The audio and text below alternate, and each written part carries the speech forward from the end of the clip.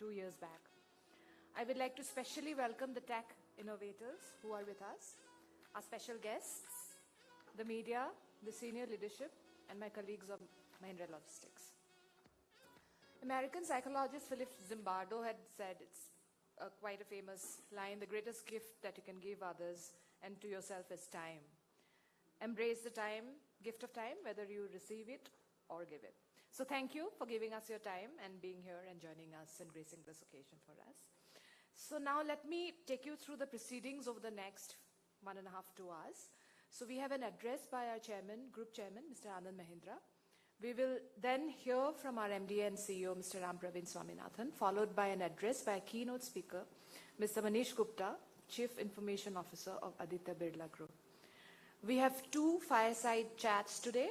In the first one, we will welcome Mr. Ashok Chandravadekar, Director of Strategic Initiatives of Intel India, and Ms. Lubna Ahmed, Head of Flipkart Ventures, Tech, M&A, and Investor Relations. Post this first chat, 3 innovators will showcase their innovations, followed by another fireside chat, where we will welcome Mr. Gagan Goyal, Partner at India Quotient, and Mr. Sharif Kotapurat, Managing Director at Mount Judy Ventures.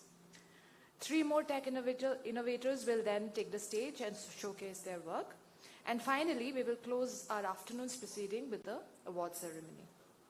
Now, may I request Kannan Chakravarti, Head of Enterprise Mobility at Mahindra Logistics, to say a few words. Kannan has been working very closely with our innovators and leading the program over the last 2 years, and he will walk us through the Catapult journey.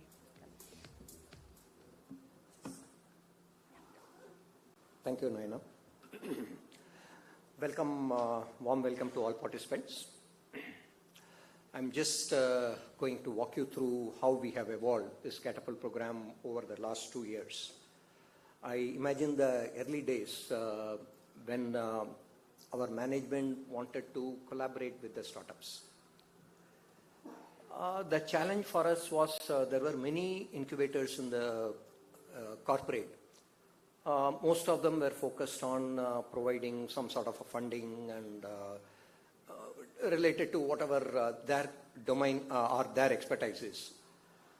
Initial days we used to wonder what is our right to win, or what is that we should do if we are running an incubator. That is when Ram challenged us, the incubator should be built on what is our domain expertise. I spoke to, say, Intel, Shell, Sign, multiple incubators. Everybody more or less had occupied their own areas. Then based on that, what we identified is we are going to focus on use case validation. There is no exchange of equity or any of that type. We are here to create a right story for all the startups. How do we enable the startups to grow? Thanks to all our partners, both the cohorts has been relatively successful. Especially we are very happy the way cohort 2 has turned out, because out of 6, roughly I say more than 80% were able to meet the project charter objectives, which was maybe the success rate was only 50% in the cohort 1. Just let's walk through the video. Video, please.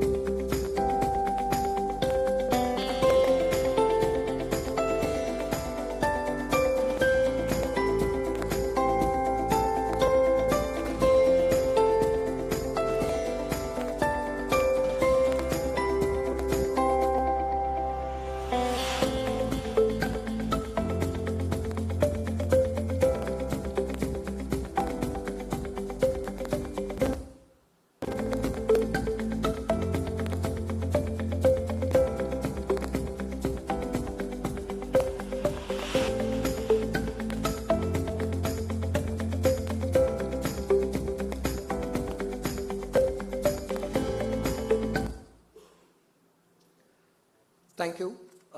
Looking ahead, one of the questions what I hear from most of our cohort is how are we going to strengthen our relationship and how are we going to take this forward?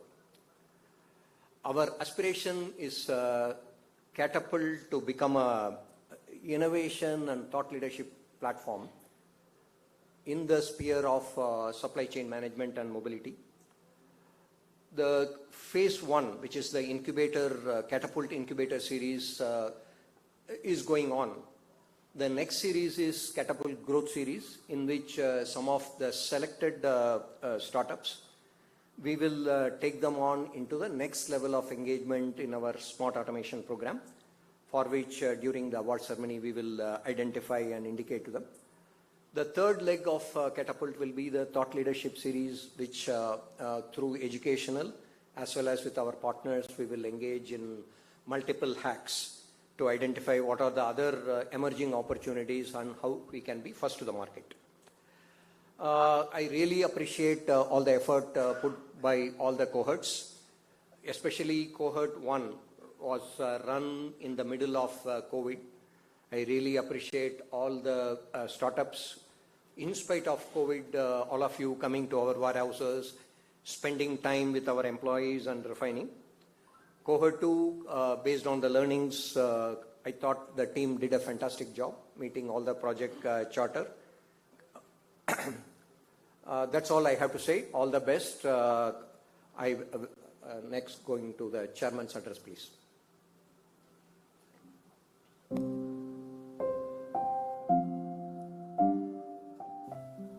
Good morning to all you starry-eyed startup founders here today and to all my colleagues in Mahindra Logistics.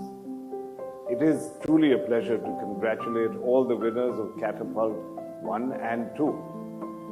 Now, what does a catapult do? Essentially, it's a device that uses stored energy to hurl a projectile without using explosives. And I actually think that's a wonderful analogy for what all of you and your fellow startups are doing along with Mahindra Logistics.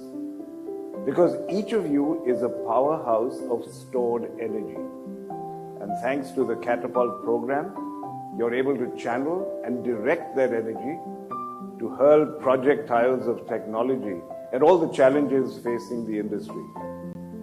But there's one significant difference between the Catapult platform and the technical definition of a catapult that I just mentioned.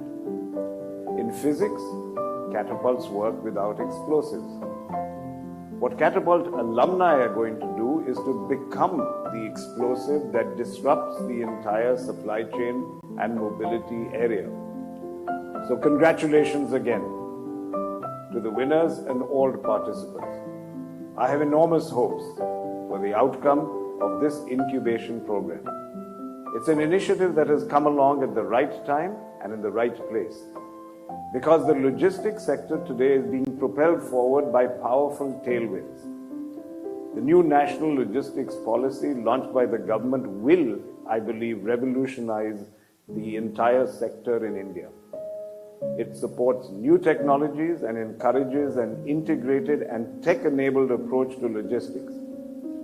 Combined with India's growth aspirations in the manufacturing sector, led of course by Make in India, I have no doubt that it's going to attract large investments into this sector and significant tech-enabled transformation will soon result. What I love about this idea is that it helps us to help others. The logistics startup community will of course benefit. India has an awe-inspiring capability for innovation. I see it everywhere, from every corner and every background, from the masters of Jugaad who use innovation to overcome everyday problems, to kids with big dreams tinkering in garages, to entrepreneurs playing with 3D printing to make rockets. What's always bothered me is that most of these innovations remain at the local level and they don't gain enough scale to make a real impact. But this program will help all these unseen gems to shine, enable innovators to bring their creations to implementation, commercialization, and scale. And for us in the Mahindra Group, it It enables us to partner with the more agile and inventive startup culture and direct its energies to areas that will benefit us, other companies, and the nation. So it's a great symbiotic relationship. Thank you all, once again, for being our partners in progress. And good luck to all of you as you carve out roads where none exist today. Arthur Clarke, the great science fiction writer, once said, "Any sufficiently advanced technology is indistinguishable from magic." And I'm optimistic that Mahindra Logistics and its Catapult partners will make a lot of magic together. I wish you all a productive exhibition and conference.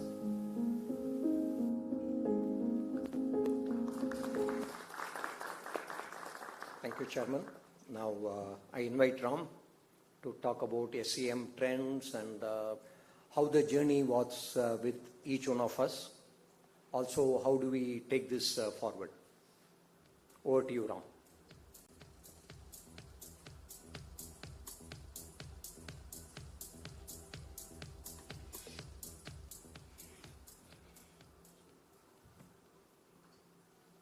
Good afternoon, everyone, and must tell you all, it's always a pleasure to come after Anand and Kannan, because Anand tells you everything which you should be doing, and Kannan springs a surprise every time by telling what you should be talking about, which he didn't tell me till 2 minutes ago on stage. Right? So it's just their way of making me earn my pay, I guess. Right? But good afternoon, everyone, and thank you all, especially our speakers today, our guests, the cohorts themselves, and my colleagues from Mahindra Logistics for joining us here today. And Kannan, once again, thank you for outlining what I should talk about around 45 seconds ago. Appreciate that. And therefore, I'm not going to stay with what Kannan said. Right? Obviously, I didn't make too many points, but I will talk in general about a few things. So, I think over 1 million years ago, Sun Tzu said that the difference between certainty and uncertainty is logistics, right? And whether it's war, society, migration of mankind, or more recently commerce, I think that saying rings true. Right? In the last few years, that divergence between certainty and uncertainty has continued to grow. Right? Customers have increasingly higher demands. Right? In some ways fueled by disruptive players in the industry who are establishing new standards for service, right? And there's an increasing demand for what customers want, higher expectations there. At the same time, the uncertainty continues to increase as well, right? Even before the pandemic, we are faced with challenges of resource, challenges of capital, variability in demand, multiple trends going across the industry. And therefore, logistics in our sector has been in many ways at the crux of making this happen, whether charitably or uncharitably, right? And I often say that we are an industry which is high transaction and high friction. And I often don't know which one comes first, right? So it's a challenging environment, bridging this uncertainty and converting into a more certain pattern for our customers and clients. And I think in the near term, at least we don't expect any of this is going to dramatically change, right? I think COVID has accelerated some trends, but clearly, I think as you look at the supply chain industry and even the logistics space, the mobility space, I think there are 4 or 5 trends which are fairly more clear, right? Demand is getting more dispersed and is becoming more local, right? As digital adoption increases, as economic power increases in rural and smaller parts of India, India is no longer defined by 1 or 2 states, or is not defined by few pockets of economic power or economic consumption, but actually by a widespread band of consumption. And therefore, fulfillment is going to get deeper and deeper across our industry. I think the second thing which is going to happen is demand is going to become more multimodal, right? And things are not going to move. Historically, India has been 65 to 70% surface and mostly road surface. I think demand is going to get more fungible. The new transitions towards rail, transition towards air, right? And that acceleration is going to continue. right? We are going to see obviously a lot more focus, I think, as demand becomes more omni-channel, on being able to actually build end-to-end visibility by companies. And that's not just logistics service providers like us, but I think it's the logos and the shippers themselves as they try to manage this entire value chain and manage the variability across this value chain.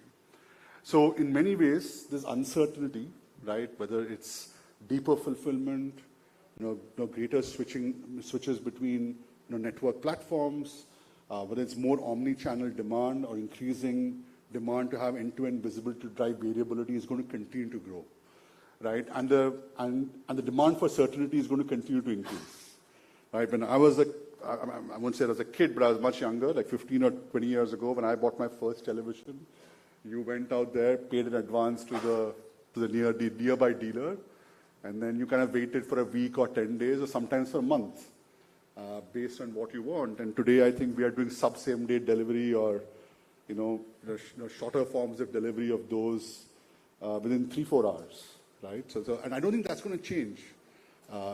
This demand is going to continue to increase, and therefore the sector is going to continue to be the bulwark which basically manages this uncertainty and certainty in supply chain performance. At the same time, as Anand mentioned in his speech, while we have great tailwinds in a sector, it's also a sector which is bereft of its challenges. It's highly unorganized. Historically, regulation levels have been very low, and the diversity of use cases is very different, right? Last mile delivery in Jammu means very different things from last mile delivery in Hebal.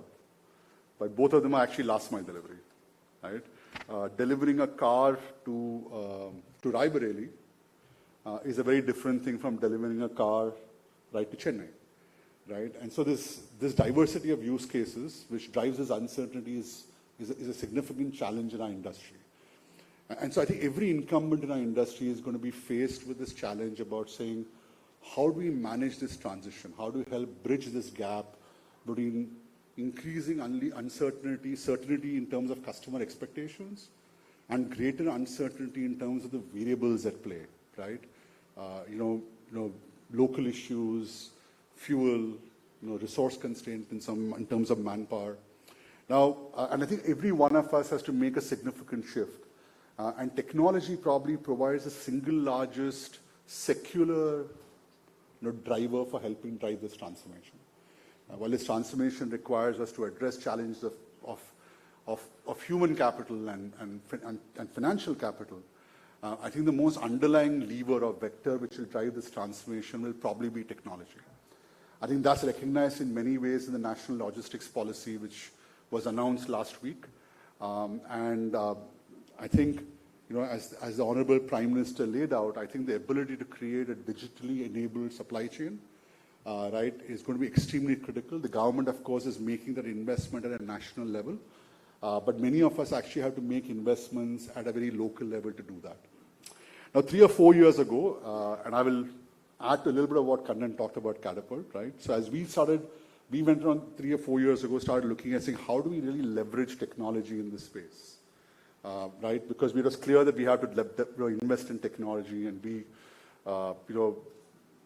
digital native or digital first, and there's a whole bunch of terminologies which exist. But it was clear that we have to drive technology not just to improve reliability, but also see how we can use it for productivity, agility, and even sustainability, right? Which is going to be important to drive the design of future supply chains. And as we looked at a lot of startups, I think what we found was the startups had great energy and ideas, and there had a lot of people helping them on issues like funding, right, or go-to-market. But a dominant challenge we found in most of the startups which we worked with was the ability to get clear and well-defined solutions and addressable and well-defined value propositions. And that, in some ways, is how we kind of zoomed in on the focus of the Catapult program. We essentially kind of set some principles saying that if you want to partner and build an ecosystem around developing logistics and mobility startups, there are 3-4 important things we want to focus on. One, we want to keep the cohort as a core of it, right? We want to ensure that our focus actually is on helping the companies get better, right, and the startups get better. As our chairman said, it's really about taking the energy which is there and helping it catapult itself, right, towards a destination. And we kind of felt that that was very important. We also said that a big part of our focus is going to be about helping them shape their solution, right? Convert the idea into the reality of something which can be implemented, which can reduce total cost of ownership for clients, and which is actually scalable across many customers and not just Mahindra Logistics, right? And the third thing was that obviously we wanted to help them invest in developing other capabilities and skills, right? And I think we've been very fortunate over the last 2 years to have a lot of great startups who have wanted to work with us. The 19 or so members of the 2 cohorts have been fantastic people to work with. And I think we've come a long way, and hopefully they share our enthusiasm about the journey which working with Mahindra Logistics has helped them define their value proposition and build something which is more definite and scalable. Obviously, we have our selfish reasons to do it, right? And many of these cohort members, we are now evolving them into technology partnerships and actually try to deploy them in our solution design actively. So it's not just something which we will just do as a fancy program, but also see how we can have rubber hit the road. So I know we've had cohort members who helped us define tracking and tracing systems on a multimodal way. We've got people whom we are using, bikes, for example, in last mile delivery. And the examples like that, I think, with many of our cohort participants. And that, I think, is something which we are really excited about. So there's been a very selfish reason, but hopefully we've also helped the cohorts get better. Because ultimately that was what the objective was to help the companies get better themselves and help them build more stronger and viable business models for themselves. So I'm very excited about it, and I do want to thank you all, right, especially the cohort members, for being part of this. Congratulations to all of you. Right, and I look forward to have the chance to work with all of you going forward. I particularly want to thank you all for the Saturday reviews, right? And I think most of the cohorts may be aware of this, but we had a cadence of having these reviews on every Saturday, and I must tell you all that over a period of time, I think the Saturdays are the best part of my week. Right, I think every Saturday I would learn something by talking to you all. Understand what you are doing, and I think if you speak to my kids, especially my daughter, she'll say that Saturday is the one day dad goes up to the office and comes down and he's actually smiling, right?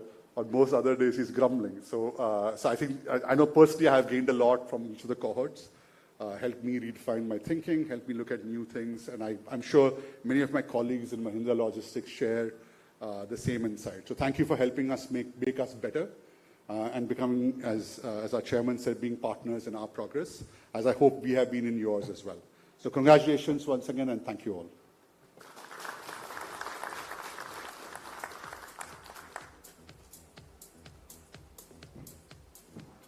Thank you, Ram.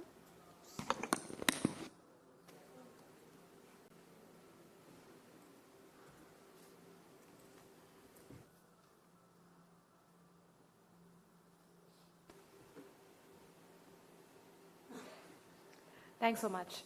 So can I now invite for the keynote Mr. Manish Gupta, Chief Information Officer of Aditya Birla Group.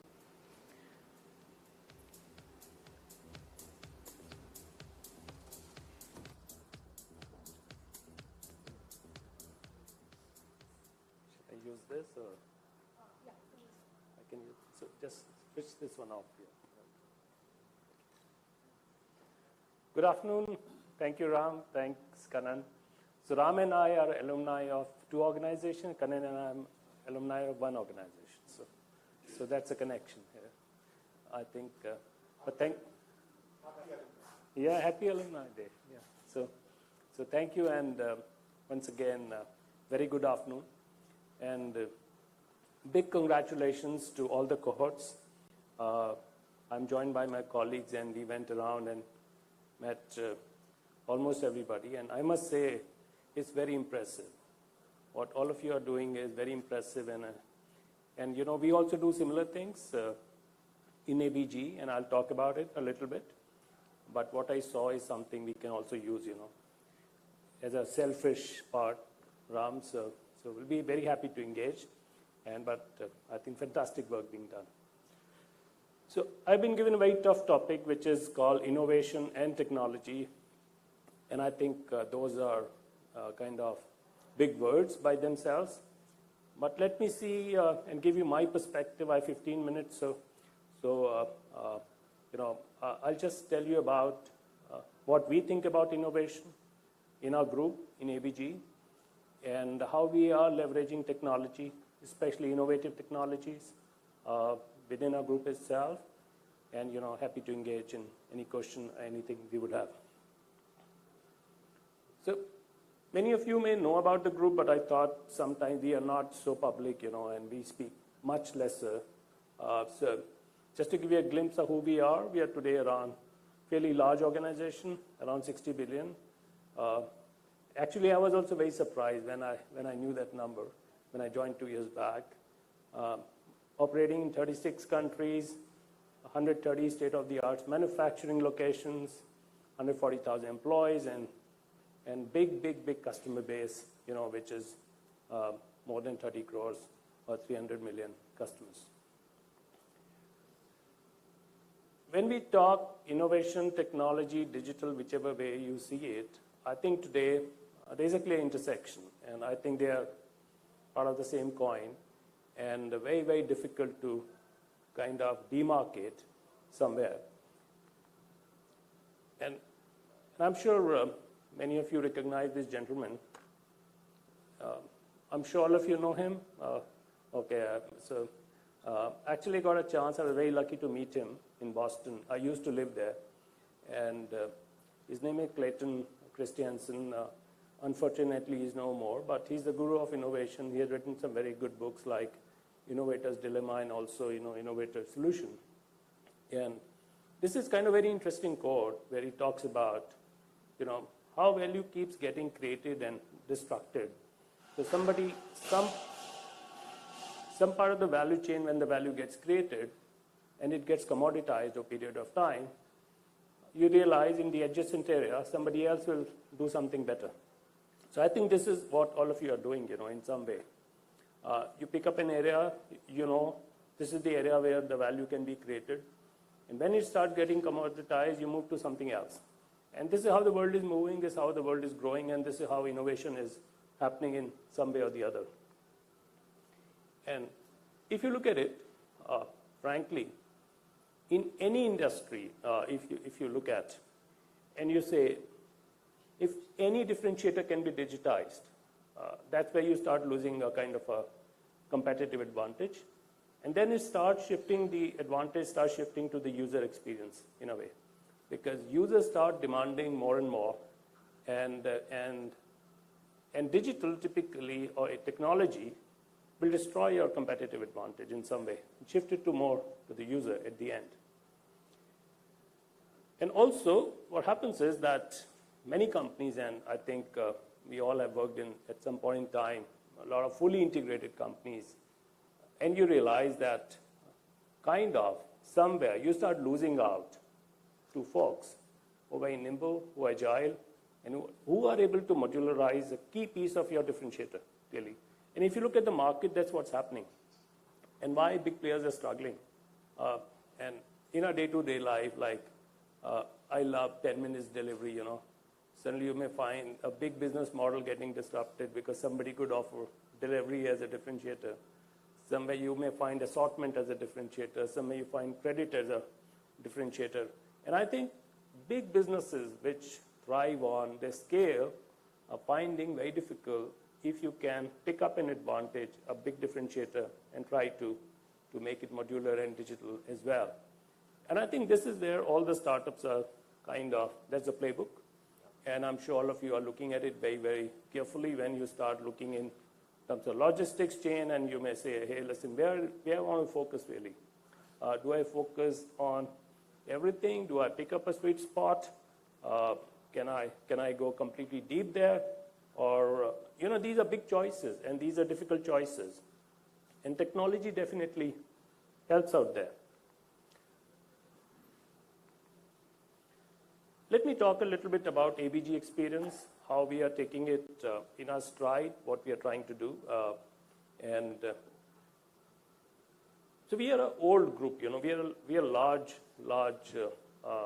legacy, because as you may know, that when India got independent, our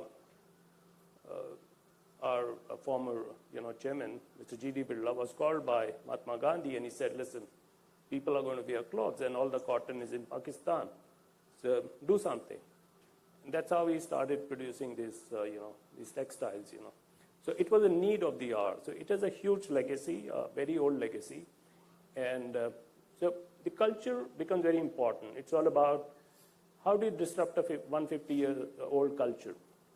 So it's about leadership. And we call out a chairman separately because that itself is a big part of how decisions are taken. And I'm sure many of you who have worked in, kind of very strong organization which are driven from a legacy. The head of the family, for example, sometimes could be very, very, having a clear view about some things. Okay. And about skills, about the talent, about recognizing, all the time, motivating people, the values, mindset. So I think we are using kind of all the levers in ABG to drive innovation and drive kind of technology adoption at the same time. This is my favorite slide I borrowed from our Chief Innovation Officer, who we work very closely with. And I found it very wonderful, actually, because it kind of summarizes most of it what we do. So it's about the 6 senses, about touch, feel, sight, smell, hear, taste, emotions, about 6 needs, look better, eat better, better home, stay connected, having fun, well-being, and 6 techs, which we're using all the time right now, which is AR, VR, IoT, robotics, 3D, cloud computing, data, sensor, AI, ML.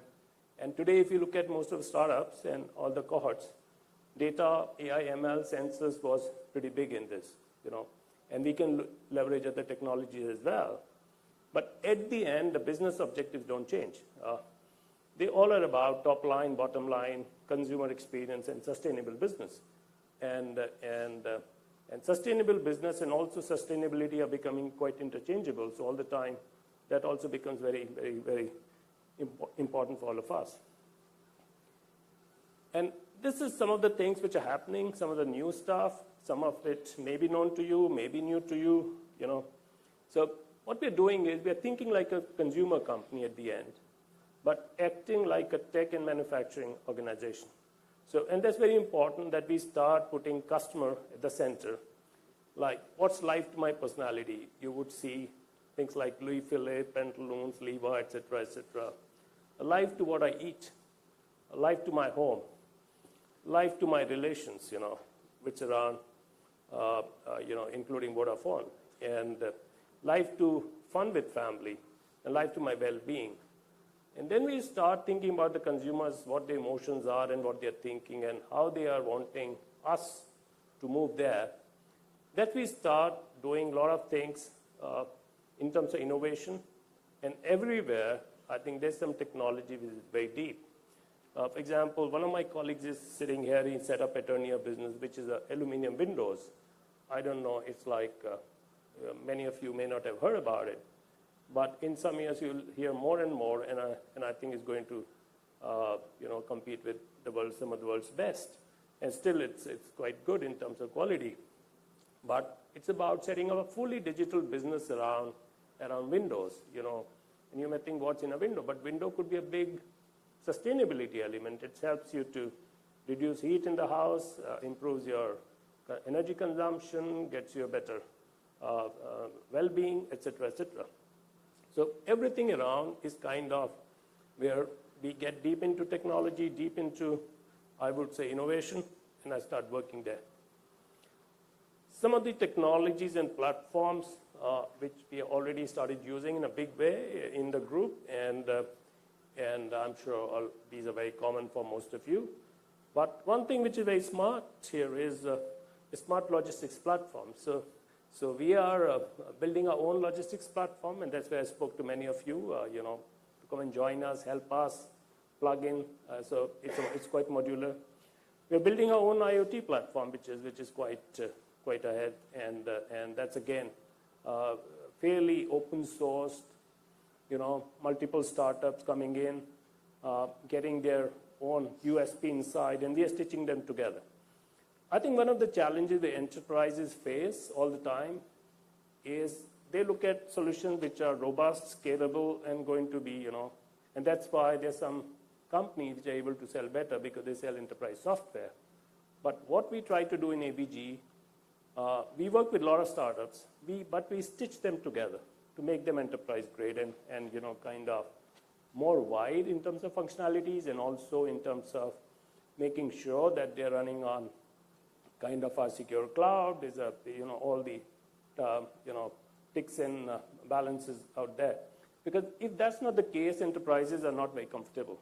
I cannot tell a cement company or aluminum company to start using their tech unless it's very robust. And so I think whenever you guys pitch in to any company, look at it, make sure security is embedded, and also how you can collaborate and plug into the ecosystems of various enterprises in open way will be very, very useful.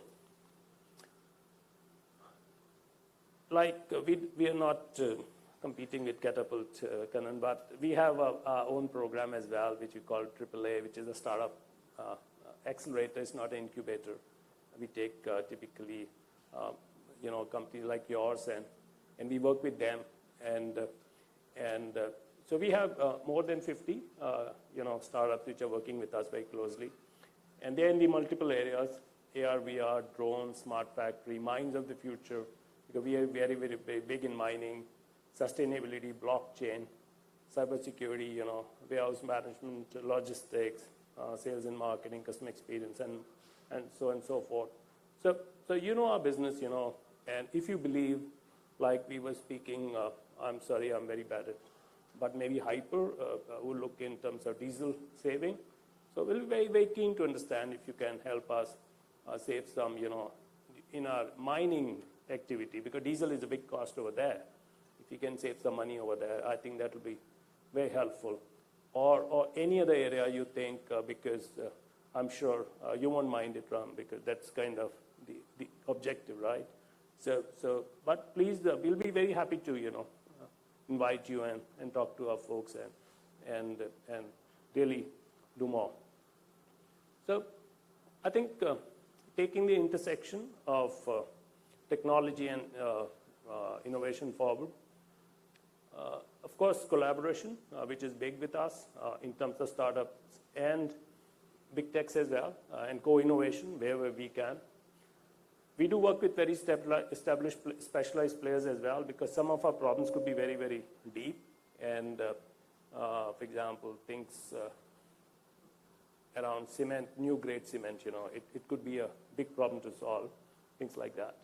On-ground engagement, government collaboration, we do work with multiple governments in the world, around 8 to 10 governments, and they're helping us in a big way. Multiple universities, other institutions. And so we are trying to also create in ABG an innovation corridor, and any innovative idea or startup, we're very happy to welcome and work with us. So thank you very much.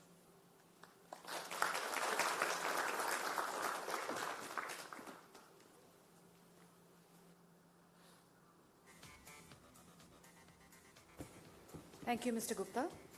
May I now, so we have our first fireside chat. Can I request Prasanna Pahade? Prasanna is our Vice President for M&M Auto and Engineering Business. And I would also like to request Mr. Ashok Chandravarikar of Intel India and Ms. Lubna Ahmed of Flipkart.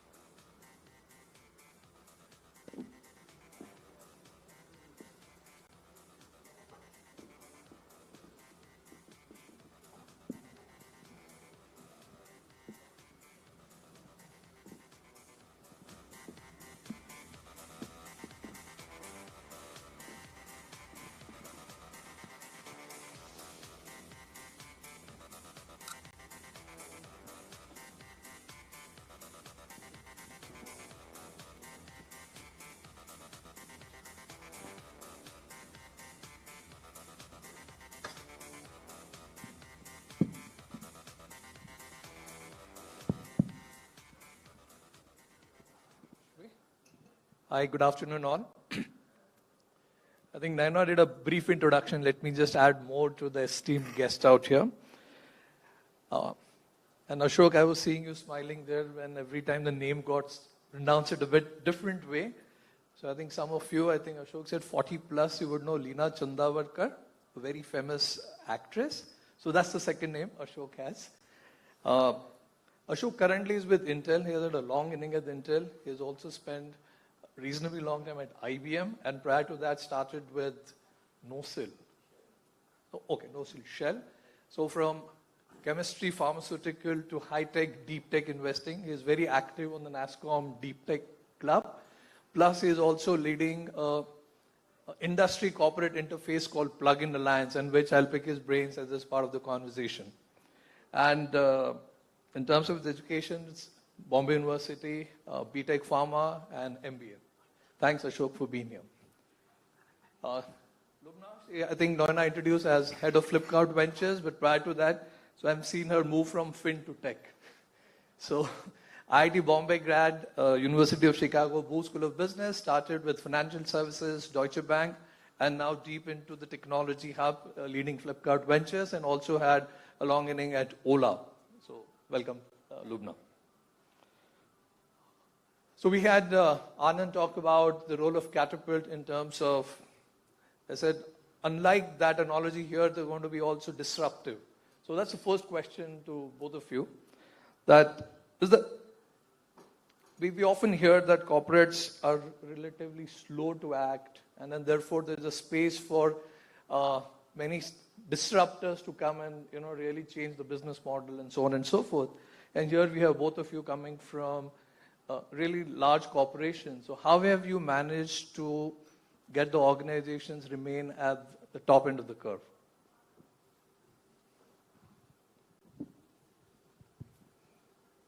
So if you look at it, yes, we are large. If you look at it in terms of size, but from point of view of mentality, we still behave like a startup, right? So if you look at the Moore's law or the kind of innovation that we have to do on a regular basis, you would notice that without innovation, we could not survive. So there is it's built into the culture of the company in terms of saying that what needs to be done has to be oriented towards delivery of a particular, in a fixed cadence. If you don't meet that cadence, you get hit. So that's typically the way in which it needs to be done. And startups needs to follow the same pattern, if you look at it, right? They need to be focused, they need to be passionate about where they want to go after, and they need to meet the outcomes which they deliver. That's when venture capitals will come in over there to support them. So I'll pause there. I can come back and add a lot more in terms of... Sure. Lubna, your take? Sure. So, as I'm here on behalf of Flipkart, I think it will be a stretch to say that we are anywhere close to the age or scale of companies that are on the panel here with me. So we are still very much a startup at heart, and we operate like that. What Ashok said around values, right, I echo the same sentiment. And for us, every employee, literally on a daily basis, there are a few values that we breathe in and live. So it is audacity, it is bias for action, and it is customer centricity. What that means for us is that we think we are a startup. We are out there to solve for the most basic needs of customers in e-commerce today. And we're making sure that different parts of the businesses, while they grow into more mature organizations, there's always a very organic focus. There's an effort to make sure that we are running very fast. We are ahead of the trends. We are, in fact, disrupting the market in a lot of trends and technologies. So very similar to what Ashok said, and this is where, right, the need to also ensure that we are enabling the ecosystem as a whole, beyond just the Flipkart interest, is where venture investments and accelerators come in that we can talk more about. Okay, just to extend that further, would be good to hear how the experience at Flipkart Venture has been in terms of what are the specific needs that the startups had which were unmet, and then which is where the program like Flipkart Ventures stepped in. So what would be the learnings for people present here? Sure. Prasanna, I'll give a slightly long-winded answer to that. So Flipkart Ventures has come about recently, but investing is not new for Flipkart. We've actually been one of the more active corporate investors in the country. We have a whole portfolio of minority investments in startups, in even other corporates. We've made acquisitions over time. A lot of our larger companies, like a Myntra or a PhonePe, are actually acquired companies. We've also acquired smaller tech companies over time. What we realized as we continued to make these investments and acquisitions was that the objective till that point was to partner with companies which helped Flipkart grow its business, while also enabling some kind of strategic independence or ability or advantage to our partners. At the same time, given the 10, 12 years of history we've had in the country, the kind of operational excellence and entrepreneurial experience, intelligence that our leaders have is immense.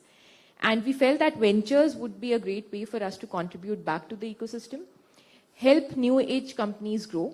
And the simple philosophy is that we want to back leaders who are world class, who are solving real world challenges for India today, and they're taking a tech first lens to disrupt. So with that, we set aside a $100 million corpus, and we're now investing in early stage companies up to seed B. And again, the focus is very similar to what we are discussing here. It is AI-backed technologies that might be enabling fashion, that might be enabling supply chain capabilities, or robotics, or better warehousing. So it's across the board.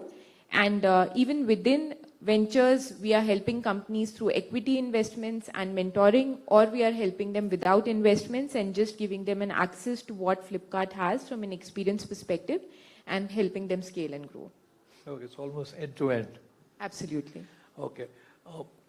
Ashok, you are very active on the startup incubation, acceleration, investment across the spectrum.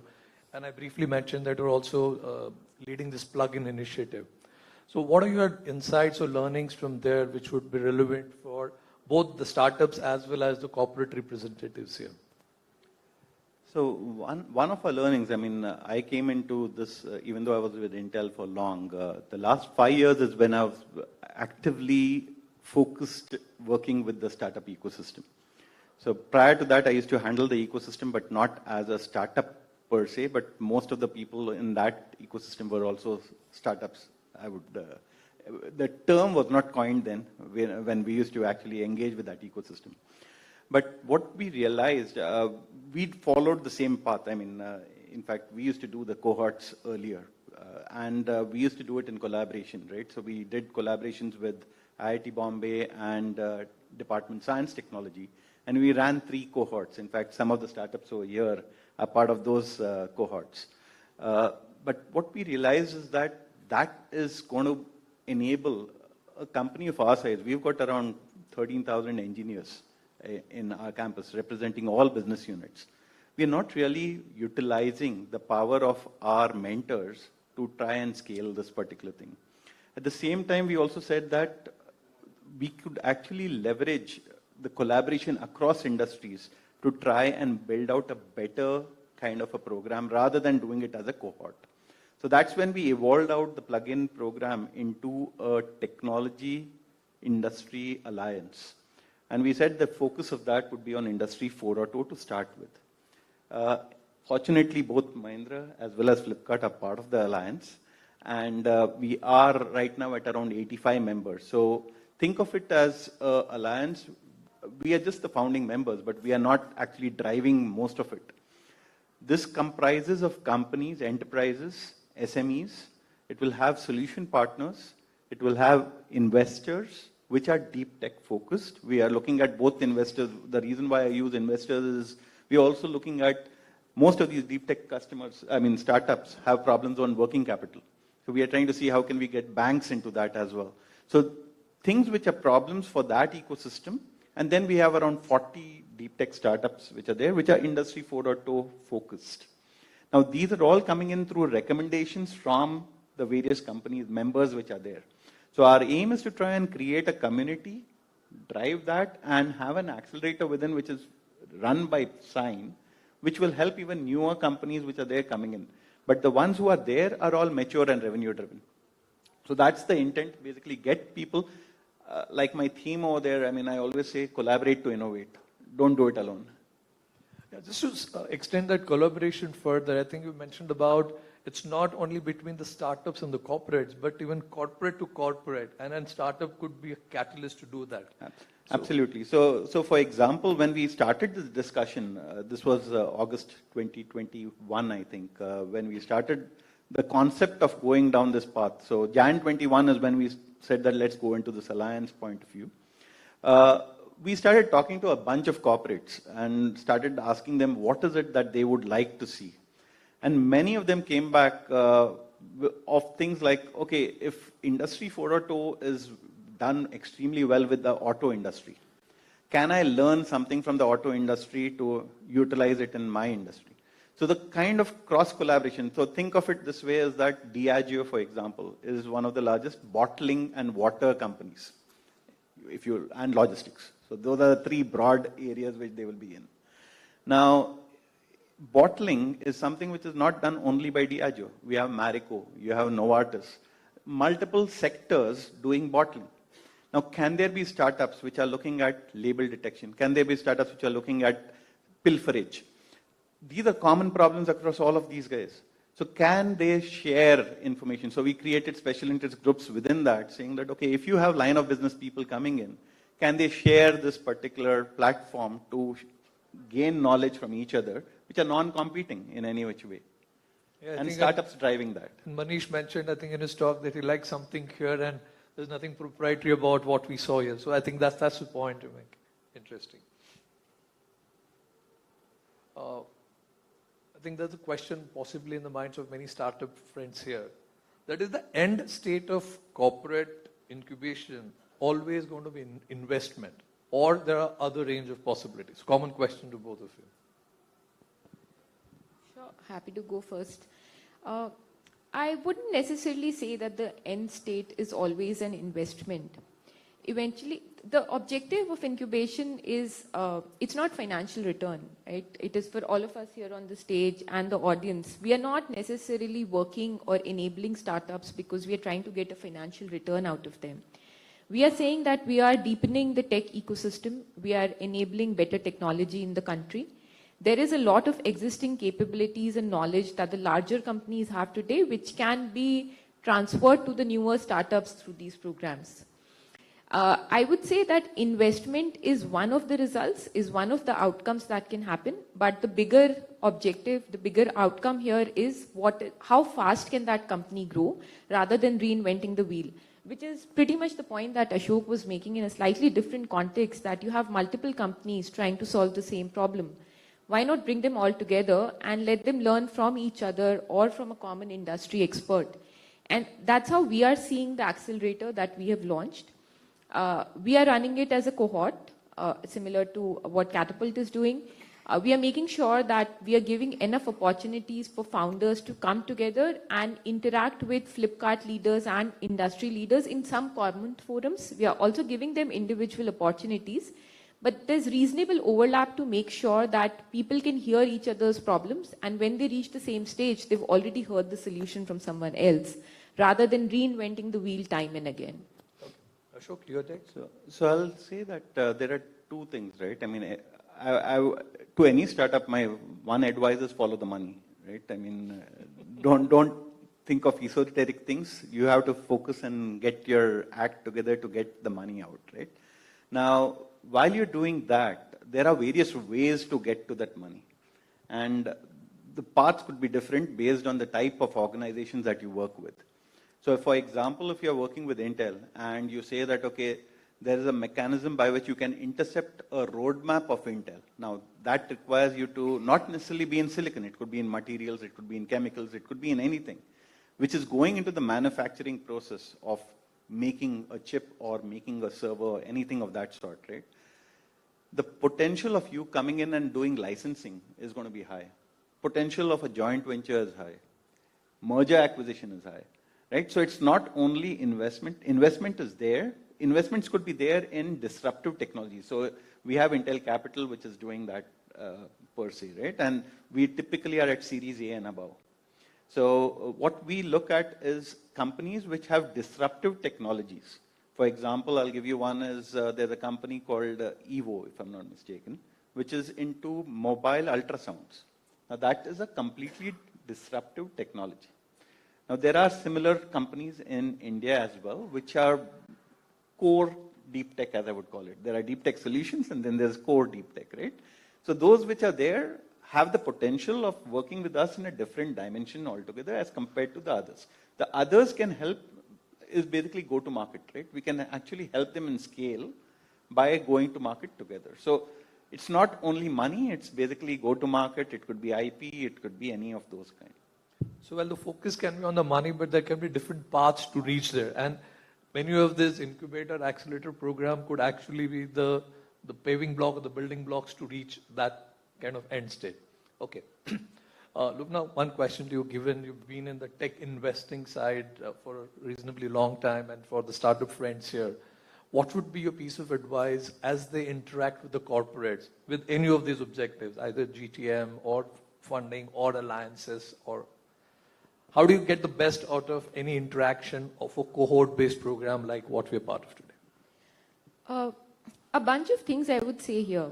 The first is, I think there's a positive trend right now where increasingly startups are not averse to taking early stage investments from corporates. Literally till, I would say 5 years ago, it was considered a negative. Having a corporate on a cap table in the early days led to questions that, were you not able to get the right VC interest? How are you going to give an exit to a VC investor if they come in later? What kind of independence do you have? Is it the corporate running the show, or is it the founder or entrepreneur running the show? So at least there's been a very positive development on that front. Both corporates, VCs, as well as entrepreneurs are very open to taking corporate investments now.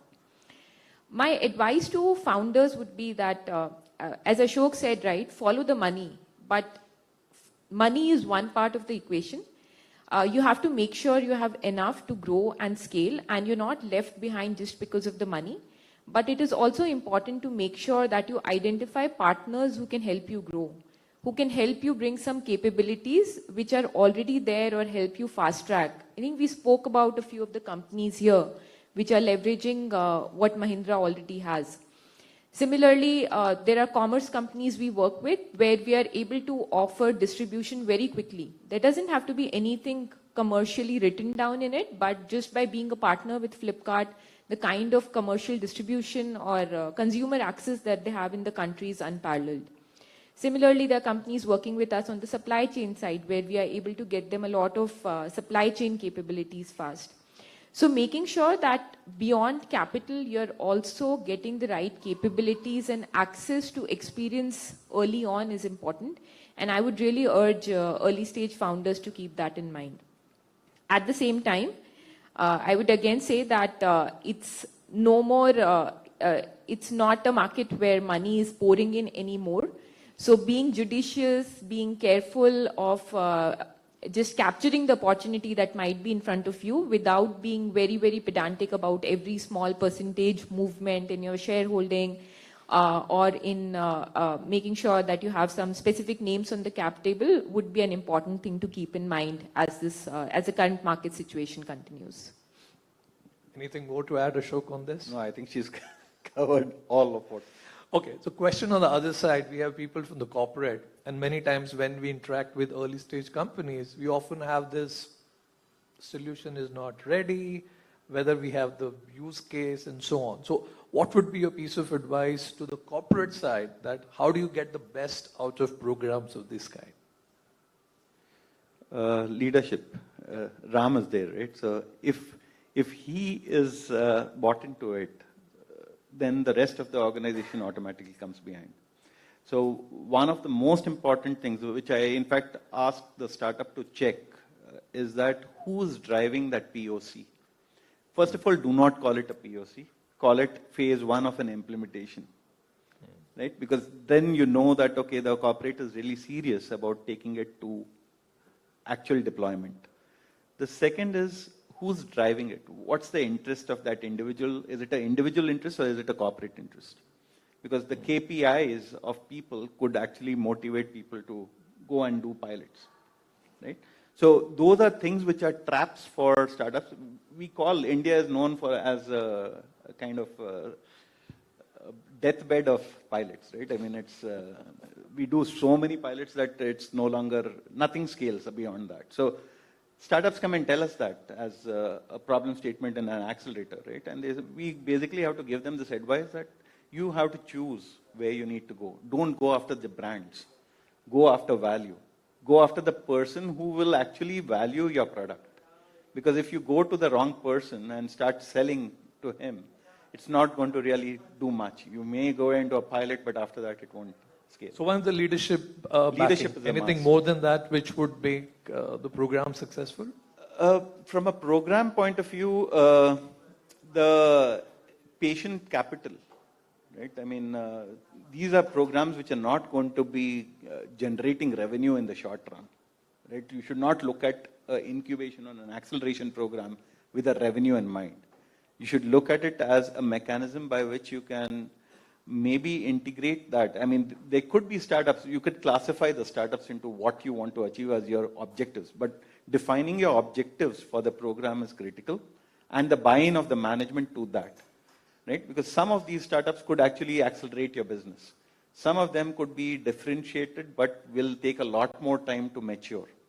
So it should not happen that, because if you choose your wrong KPIs, you would go after one side of the business and ignore the rest. So for example, academic startups coming out from academia, they're very early stage, but they could be very disruptive. Now you would, if you say that you want to go after revenue, you will not touch those. But the disruption could be happening there, which you will really not touch upon. True. I'll just open the floor to the audience and we'll come back in case I have some more follow-on questions. Audience, any questions to our guests? Do we have the mics here?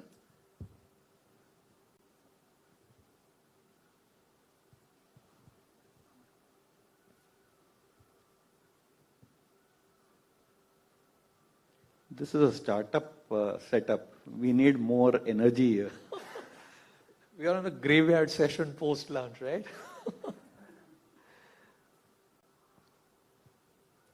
Either from my colleagues from the Mahindra team, our corporate guest, or the startups. Yeah, we have a question there. Hi. Hello. Hi. So, yeah.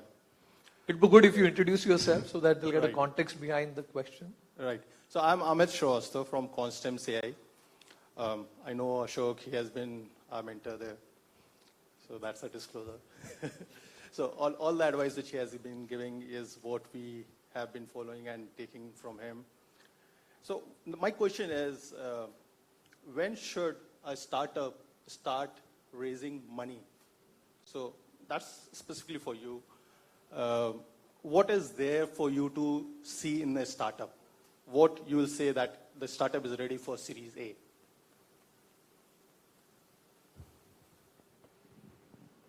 I think you should start raising money before you need it. Jokes aside, I can tell you an investor's point of view. When an investor is looking at a company, or at least when we are looking at a company, we are looking for a few things. We are looking for how large is the market that you're solving for. We are looking at the team that is building it. How passionate are you about it? How experienced you are in it? Maybe you're not as experienced, but the passion more than makes up for the lack of experience. And lastly, what is the proof of the pudding, right? Is there a minimum viable product you've built? Is it some initial customer traction that you've seen already? So these are the basic things that an investor would be looking at in very early days. And I would say that most of the times, these three would make up for a lot of missing pieces, right? As long as it is, even if it is a MVP, it is okay. Even if you only have the first 5 customers or maybe 2 customers if you're a B2B company, it is perfectly okay if you're able to showcase that you can take all 3 of these together to create a larger outcome. At least that's how we'd look about it. And as I said, right, in one of the earlier points also, the best time to get to the market is when you don't need the money, because you don't want to come across as being in a tight situation where investors are not sure, are not exactly clear on where this is going to go financially. Thank you so much. The question here is, I'll extend it.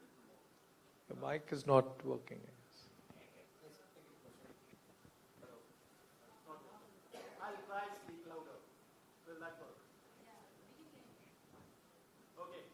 question here is, early stage is understood. What about when we want to raise a big round? Is it technology that you are looking at, or is it business that you are looking at? As you said, 5 customer is good enough. As 5 customer is good enough for early stage. But as you go for raising really where you want to scale up, so what you're looking for? Are you looking for technology, a really innovative technology with maybe a proof, or you're looking for actually a validation of a business with maybe little less of a technology? So it depends on the objective. I think Ashok mentioned this in his last point, that from the investor's point of view, what is the objective of that investment? Are we looking at the company in question as a tech investment? Are we looking at it as something that grows our own business capabilities? Or are we looking to add an additional revenue pool or profit pool in the long term? So depending on where you fit into that bucket, the answer will be there. If it is simply to say that, hey, this is a disruptive technology that is going to be very useful for a specific real life problem that customers or enterprises are facing today, then of course it's going to be the tech evaluation, right? The technology has to be something that's solid. The technology has to be something that can be scalable. Maybe it's not scaled today, but do you have the right architecture and the systems in place to scale it later? That would be the first lens. However, as I mentioned that as Flipkart, we do a lot of minority investments outside of ventures as well. There, our interest is at times to see if a particular investment will help us to grow a certain category. Will our fashion business grow? Will our grocery business grow? And can we at the same time be a partner to you in growing your business? At that time, the lens will be, what is the scale that you have achieved? Are you already out there in the market, or you are too early, the tech is too nascent and will not really be able to leverage or help you scale up? So I would say, depending on one important thing for you as an individual running a company, when you're engaging with an investor, is to also understand the investor's perspective or the investor's interest in investing. Every investor is not investing only for financial returns. There are, especially corporates, they are investing for reasons beyond financial returns. None of us are looking to sink the capital, of course, that's not the objective. But then just the return on investment in terms of dollar value is not the objective either. Thanks. Yeah, there's a question there. Yeah, hi, my name is Anjan. I run a company called Green Design. The question is to any one of you. How do you handle IP part of the entire activities that you do, right? Because mostly you have a lot of startups who are almost doing similar things.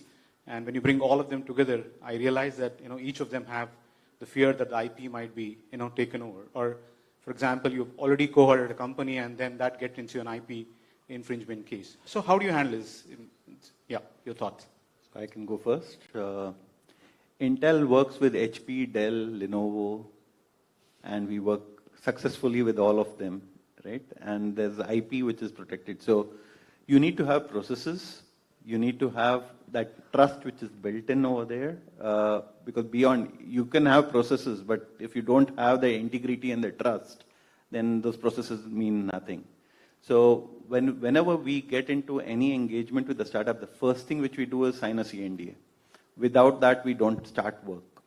And once we put that CNDA, the next thing which we put is an agreement with that startup, where we say your IP is your IP, our IP is our IP.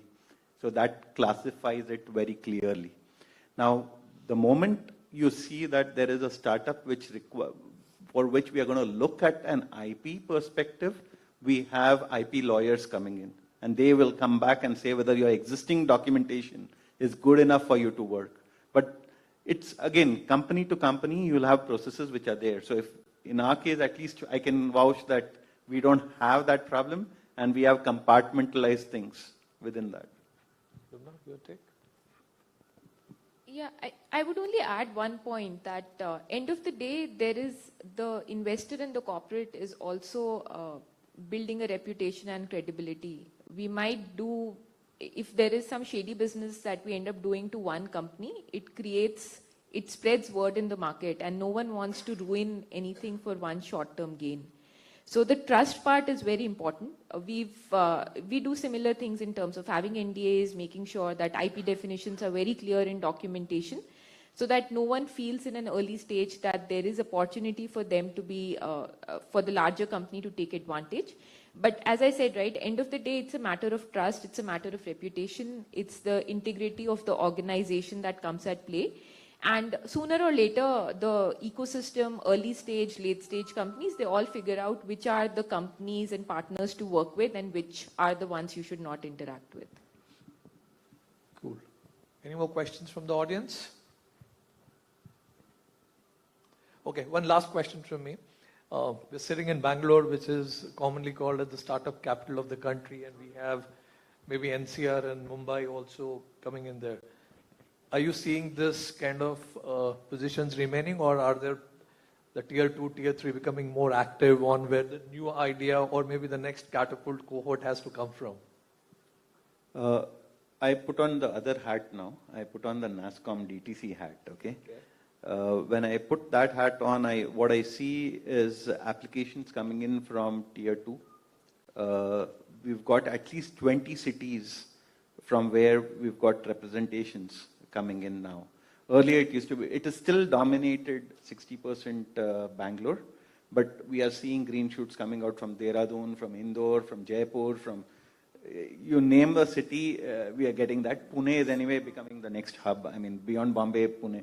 So, but you're seeing clusters coming up. So Pune is robotics, for example, right? So you're seeing those kind of things which are clusters which are coming up over there, maybe linked to the kind of manufacturing or the industry which is there in that area.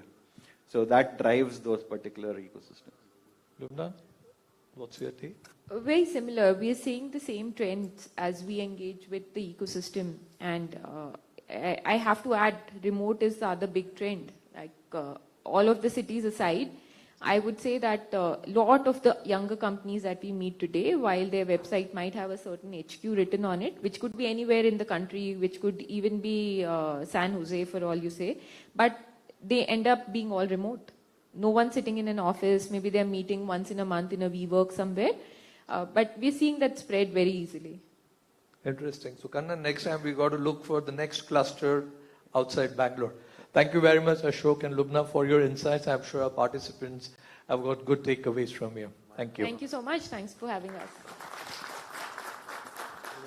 All the best to all the cohort members. Thanks so much. Thank you, Ashok. Thank you, Ms. Lubna, and thanks, Prasanna. Now we have our presentations. We have 3 presentations right now. First is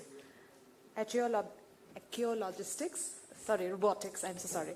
Accio Robotics, followed by Aurita e-bikes, and then Constems AI. So, Accio Robotics, please. Thank you.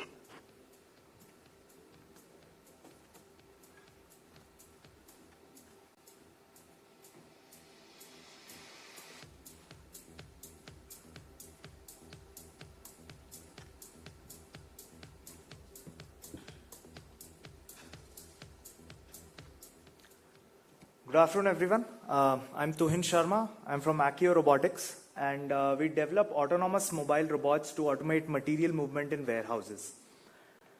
Let's just have a look at our project deliverables. For the Catapult program, the pain area we're tackling is manual picking operations, where workers are currently picking 130 items per hour. This manual picking also leads to fatigue and is a cause for high attrition. Accio's solution is to deploy autonomous mobile robots to automate the picking operations and increase the IPP to 180. Our solution also includes reduction in worker fatigue, as well as device optimal path planning to reduce the distance traveled by these pickers.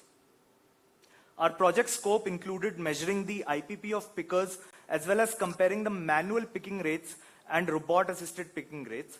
And this project was carried out at a grocery FC operated by MLL in Hyderabad. So we had 4 major milestones that ranged from use case finalization to begin with, which was followed by finalizing the solution, followed by pilot go live, and finally business impact analysis. And all in all, we spent about 4 months as part of the program.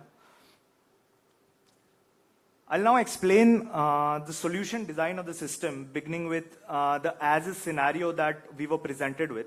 So order picking operations are currently taking place completely manually, with workers having to tow trolleys weighing up to 200 kgs around the facility. For the scope of our pilot, the workers averaged about 70 to 80 items picked per hour per person, or what we are calling IPP. And after these observations were made, we basically implemented our AMR to provide robot-assisted picking for the process. The idea was that the robot would guide the pickers on the most optimal picking path, and the pickers would simply follow the robot instead of carrying a trolley around. So this basically led to a much improved scenario where we increased the IPP by 2.5 times to 185 and reduced the picking times by up to 2 times. More importantly, we also managed to create standardization for both slow pickers as well as fast pickers. So here's a video which basically explains our entire pilot process. What we essentially did was we tested the robot system with a total of 8 pickers. The mix of these 8 pickers was 4 in each shift, day and night, and we had a mix of 2 fast pickers and 2 slow pickers for both of the shifts. This was done because we wanted to have a healthy mix of operations in different kind of scenarios. We ran the pilot for about 30 hours continuously, and this was spread over a month. Now we had 3 major outcomes from our pilot. The first was we successfully helped increase the IPP for the pickers to 185. We also reduced the worker fatigue by nearly 100% because they just had to walk behind the robot and not pull trolleys. But most importantly, we also created standardized pick times for both slow pickers and fast pickers. Now, in terms of the business case, what we are offering is an OPEX model for the robots. Here, each of our robots is priced at 25,000 rupees per month for a single unit. And when economies of scale apply, we are able to offer the robots at rupees 10,000 per robot per month if the units are over 30. Using this OPEX model, we are actually projecting an annual saving of about 15 lakh rupees for MLL's Hyderabad facility. Now we have some key learnings from our pilot, and we drilled this down on the basis of scope. So first we have Accio scope, which basically talks about the learnings for our company. The first thing we learned was that we currently need to develop a more robust application infrastructure, which will then be linked to an interactive admin dashboard. We also felt the need to improve the accessibility of our hardware-human interaction, and this is because we want to have better operability of the robot with humans. In addition to this, we also developed an understanding of other applications and use cases where AMRs can be used in the warehouse. There were certain learnings that we understood on the MLL level or the customer level. The first is, of course, that there is a significant standardization required in the picking time of the pickers. And we also understood that if we can implement SLA timers to increase the picking efficiency of workers, that will help a lot with that. There is also significant attrition especially in the warehouse where we piloted, and that is something that also needs to be tackled. Now, from our learnings, we devised that we can potentially develop robotic systems with much higher payload capacity, up to 1.5 tons as well. And this can then be enabled for pallet movement also. And it can also be enabled for a system in which humans can be mounted on top of the robot to enable automated picking activity. In addition to this, we are also working on a system that enables fully automated order picking, which is slightly different from the system that we just showed you. In this system, instead of just assisting the picker, we will be doing the entire order picking on our own. We are projecting that this will lead to an optimization of the picking workforce by up to 90%. And this kind of a system would ideally be most useful in dark stores and micro-fulfillment centers. So lastly, we would just like to thank the MLL team and the Catapult team as well for this opportunity. And we look forward to a continued and long-term partnership with Mahindra. Thank you so much. Thanks so much. Can I now request Aurita e-bikes?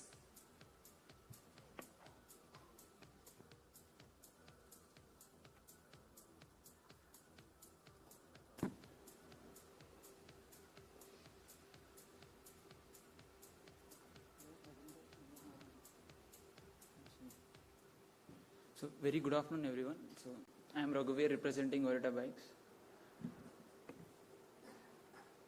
Our Catapult journey has been like we have got an opportunity to do multiple projects. Ideally, one in last mile delivery, which is a core business. So the problem statement has been straightforward. Currently, the delivery cost is becoming very dynamic because of fuel prices and other maintenance issues. So we have been thrown with a challenge where can we bring it to 15 to 20% lesser cost per shipment. The goal metrics has been, even before going to the commercials, first it has to be sure that you maintain 100% adequate delivery timelines when you do with a traditional two-wheeler, so that you don't hamper your client's customer experience. Second, is the rider happy with the product? He is happy to deliver it on whatever form factor we are trying to replace. If both of that match, then is the commercials actually working? So that's how the goal metrics has been kept. And the scope has been very clear that we tried to test it in Karol Bagh at Delhi, which is a very dense area. And we got some numbers where the average trip distance generally used to be around 15 to 25 kilometers. And then using this scope, we started a pilot. The very first point has been trying to reach a milestone where understanding current as-is condition and defining the entire use case, then designing the solution, and then ultimately deploying it. After that, trying to understand the KPIs of how the solution is working, and finally, does the business case make sense? This is how milestones have been placed. The current as-is condition is, everyone knows petrol two-wheelers are reliable, but there isn't any product actually made for last mile delivery. These are all consumer two-wheelers which they try to use for delivery. Because of which in design, it's not made for cargo hauling. Because of which there is high maintenance and the dynamic fuel prices. And also delivery boys are expected to come with their own vehicle and other prerequisites. What we have tried to do was try to replace this with our product, which is Orita Infinity. It's a multi-utility purpose-built cargo vehicle. So from design itself, we have kept total cost of ownership in the thought process. It was only made for last mile deliveries. And the bike in short is a low-speed vehicle, doesn't require any license, has a capability to travel anywhere between 45 to 180 kilometers based on dual battery configuration. We also had a small GPS hardware through which we were able to monitor how many kilometers traveled, deliveries done, how the fleet has been performing. So the outcome has been, the riders are very happy with the bike because it's very light. They feel very stable while carrying cargo in traffic. The parcel delivery rate versus the vehicle ascent and how they have been doing the entire tracking can be monitored, which is not there currently in the system. We were able to reduce 15% cost per shipment compared to the delivery radius, purely because of the total cost of ownership difference we created through design and the service part. And on the sustainability side, we were able to save around 3 tons of carbon if you compare 3-year lifetime of the vehicle deployment. And also on the overall savings, it's almost 1.8 lakhs if I compare the TCO with just the current petrol vehicle. It's a small video. We are very happy because the ML team at Lohari got opportunity to drive a vehicle when they are doing some launch. And the success metrics has been, as we said, commercials has been the primary target, but before that we tried, is the vehicle doing the deliveries on time, which we achieved. Second, is the vehicle comfortable for the delivery boy, as he has accepted a vehicle ergonomics. Third was, ultimately we were able to reduce the cost. So we explored different options. CapEx has been straightforward, where it was coming average 47K with respect to all IoT dashboard and some annual recurring costs of around 7.5K. In OPEX, where it's kindly slightly a leasing model, where on an average monthly with 3,600 rupees you can run the fleet.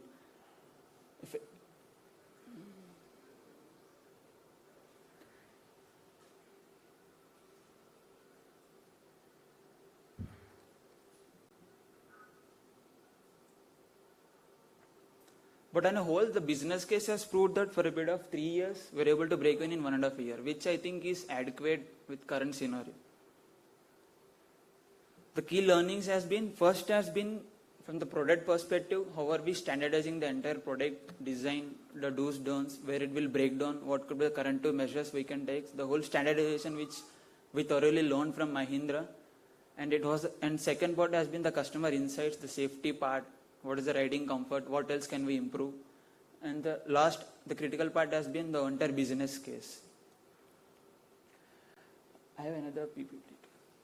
So we are very lucky because this has been our primary objective, but when we joined Catapult, when I was interacting with Rajesh Shetty sir on the induction day, he just suddenly powdered and said, you have a 3-wheel product which we are developing, and he was suggesting, why can't you try it in warehouse material handling?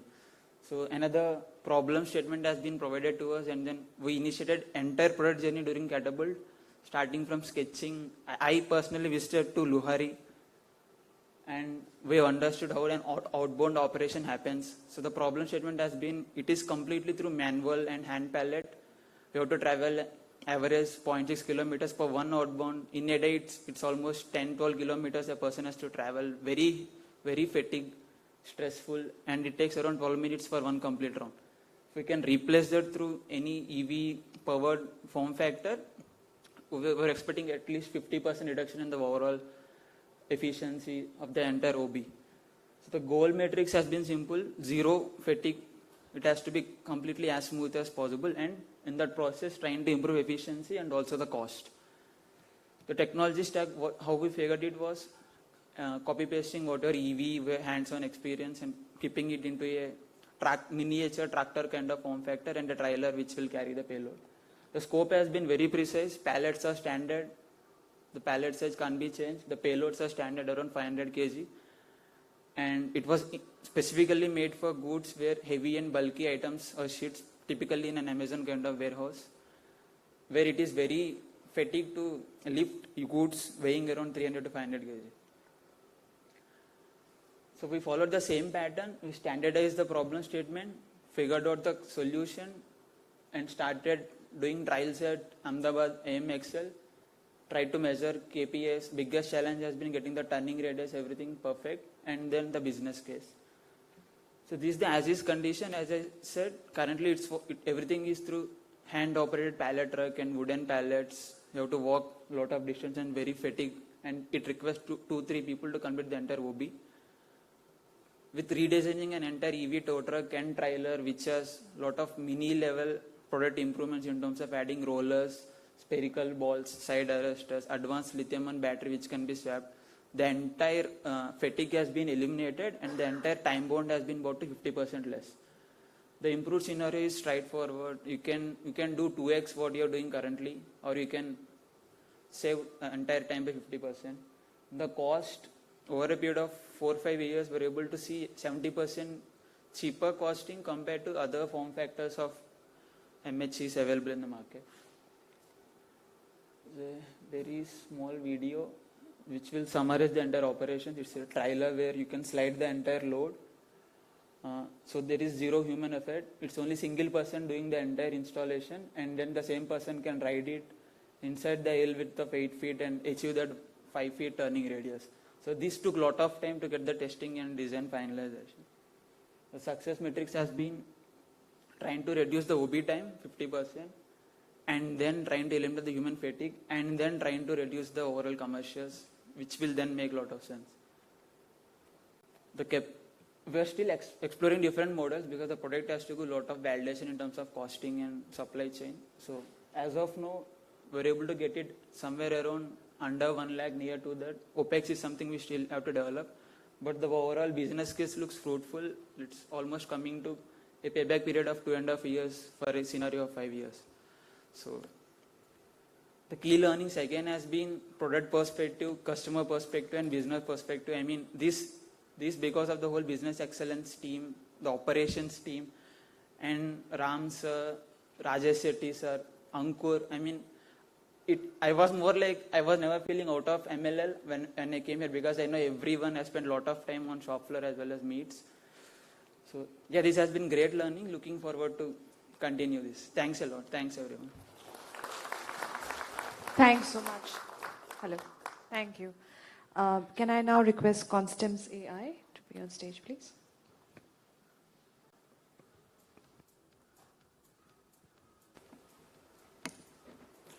Good afternoon, everyone. So let me start by saying thank you for the commitment of the leadership And for everyone out there, we had weekly meetings, and above all, we have Saturdays meetings, which was consistent. So thank you, sir, for that. The kind of commitment which we have seen here is unprecedented, and I hope that I get to see more of the industries with this kind of commitment and professionalism. Thank you. Let me start with this. So we have been doing bottle inspections and visual inspections on production line. And we came with this capability here. We were able to run high-speed lines, 1,200 products or consumer products on a conveyor belt. And in the warehouse, the problem that we were looking at was the inbound package and the outbound package. Are they defective? When you are looking at package which is coming in, is that defective? Or the package which is going out, is that defective? Now, why that is a problem? Because then you have returns, and that returns actually cost you. Beside that, there's another problem, and that is, are you providing more or less than what was required? And that is the two major problems we were trying to look at and digitize the whole thing from manual to digital. So that's the pain area. The solution is where we use a visual inspection system and do the counting based on barcode, based on the order. So when an order is put in place, the system is able to read and actually track each box.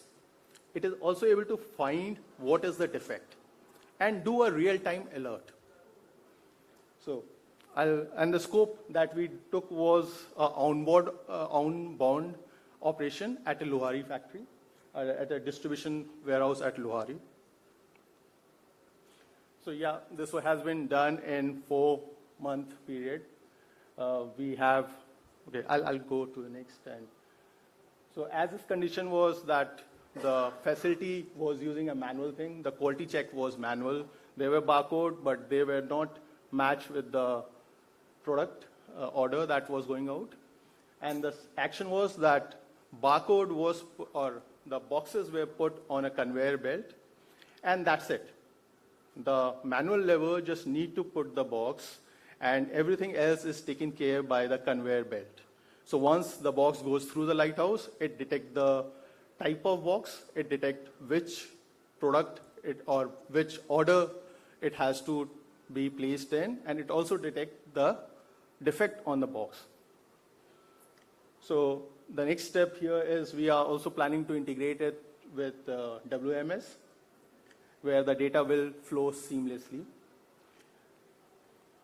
So this was the schematic diagram, how it works from warehouse. Now, today there is a manual level. Tomorrow, with all the other collaborations like the picking system from the robotic systems, then can come here, and there could be a fully automated system. Once it goes through, everything is taken care, and you are not shipping anything which is less or more, and you're not shipping anything which is defective. So this was the target.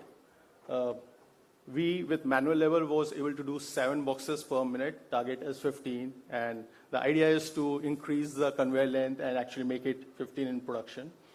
No defect, although there has been 1 in 500 defect that we have taken as a error margin, but no defect is what the motto is. This is something which is being discussed. So what has been the key learning? Now, we have been doing the visual inspection in the industry, but when we came here, there were a few things which were very specific to the warehouse. Like when you are running it on a conveyor belt, it is easy to have the product come at a regular interval. But here, it is manual labor who are putting it, so it has to be easy for them. Second, can the system be portable? Normally, in a production, you can make a system which is not required to be portable, but this is a warehouse where you need to move it around. So that was another key learning or a challenge that we faced. And the third was the space. You do not have unlimited space. The warehouse is for storing the product. You cannot have an inspection system which is very large. So that was another thing which we optimized. And these were the key learning and key achievement which we did beside what we did for the warehouse box inspection. And the next step is to integrate it with WMS and have a seamless data. The idea is that this is a cyber physical system where the data is connected with the system itself and you don't need a manual intervention. The system does not shut down. The system does not require a startup. It continuously works. If there's no product, it goes into a sleep mode, but it is always on. And it was successfully implemented. We were able to trace the quality of boxes and we were able to track it back to the invoice. So this is the box and this is the dashboard which is available for the person on the ground or someone having a mobile phone or having a laptop, they can connect to it. The security is bank security, which is ensuring that there is no data leakage. Thank you.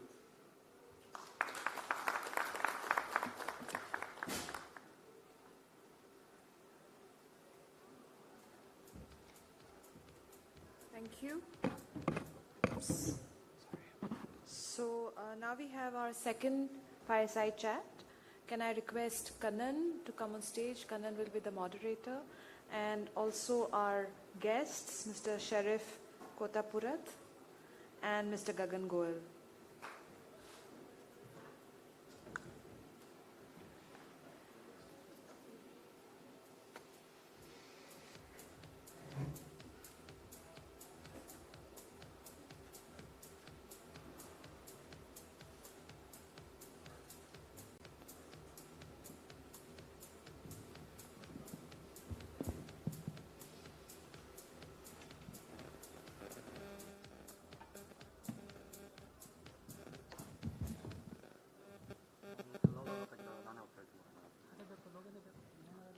Good evening, everyone. Let me introduce Sharif Katapurat. He's a serial entrepreneur, venture capitalist. One of the very new thing what he's been doing is the ethical investments, which is a emerging area. He's the MD of Mount Judy Ventures. His background is he's a BITS Pilani alumni. In his earlier roles, he was with Sun Microsystem as CTO. Then he was CEO, architect in few other firms. He is also the chairman of board of Rebner Financial Consultants. Welcome, Sharif. Thank you. Then I would also like to welcome Gagan. Gagan has an illustrious educational background, IIT. He is currently general partner with India Quotient. He is a mentor, founder, CEO in Think Labs. Welcome, Gagan. At least first question, Sharif. Since you saw the Catapult, right, and you are also in the supply chain, you are a specialist in supply chain investment. How, on a scale of 1 to 5, how do you see the investments in supply chain going? Because there are some hot areas, then are some areas which are not so hot. How do you rate supply chain? So first of all, let me correct you there. I'm not a specialist in supply chain investment. Okay. But generally investments in the venture capital and in the PE industry tend to follow waves. Right? So you had a wave when e-commerce was very big, and then it sort of slowly died down. Or then EdTech was extremely big, and it's now become the the pariah which no one wants to touch. So you will see these, and sometimes you feel bad for the entrepreneurs because it's nothing to do with the entrepreneur. It's something to do with the herd mentality which the VCs and PEs go through. And supply chain, fortunately, is placed in in my opinion, it's in the takeoff stage. With the emphasis that the government is giving to supply chain and logistics, and we know for a fact that India as a country has to improve in logistics and supply chain. There will be a lot of investment which companies will do. If we have to have any hope of competing with other countries, we have to be much more efficient in our supply chain, both for the raw materials coming in and for the product, the goods which are being produced going out. So I believe supply chain is likely to be the darling of investors for some time. What about your views, Kadan? So I think, as Sarish said, VC love to invest where they can make money. Like in past, logistics and supply chain was definitely not a great area for them, but things has changed. Thanks to both the digital adoption and companies like a lot of e-com and a lot of these consumer internet companies like Swiggy, Zomato, which has come up in the market, and they've pushed technology in logistics and supply chain to be there. Interestingly, what we are also seeing is now a lot of corporates are okay or like showing interest, like the way you are running this whole program, where like corporates are adopting technology and for their end consumption within their factory or for their supply chain planning, like betterment. So we are seeing a lot of software companies, a lot of like hardware plus software combination companies. So things has changed dramatically in last 5 years. That is the change I can say. May not be still the hottest area, but like if you guys who have like been there in this industry from long time, and if you have gone to raise maybe a couple of years back, not been fruitful, I think time has changed. So it makes sense for you to try out. And now like there are funds which focus on robotics automation and hardware or maybe logistics operations. So there are specialized funds who have interest in this domain. Kakan, the next question is to you. If you look at most of the cohort 1 and cohort 2 participants, they are looking for early stage investment, right? What is your advice to you? When you look at them, because if you look at everybody is deep into technology, what are the 3 things you look in technology from them?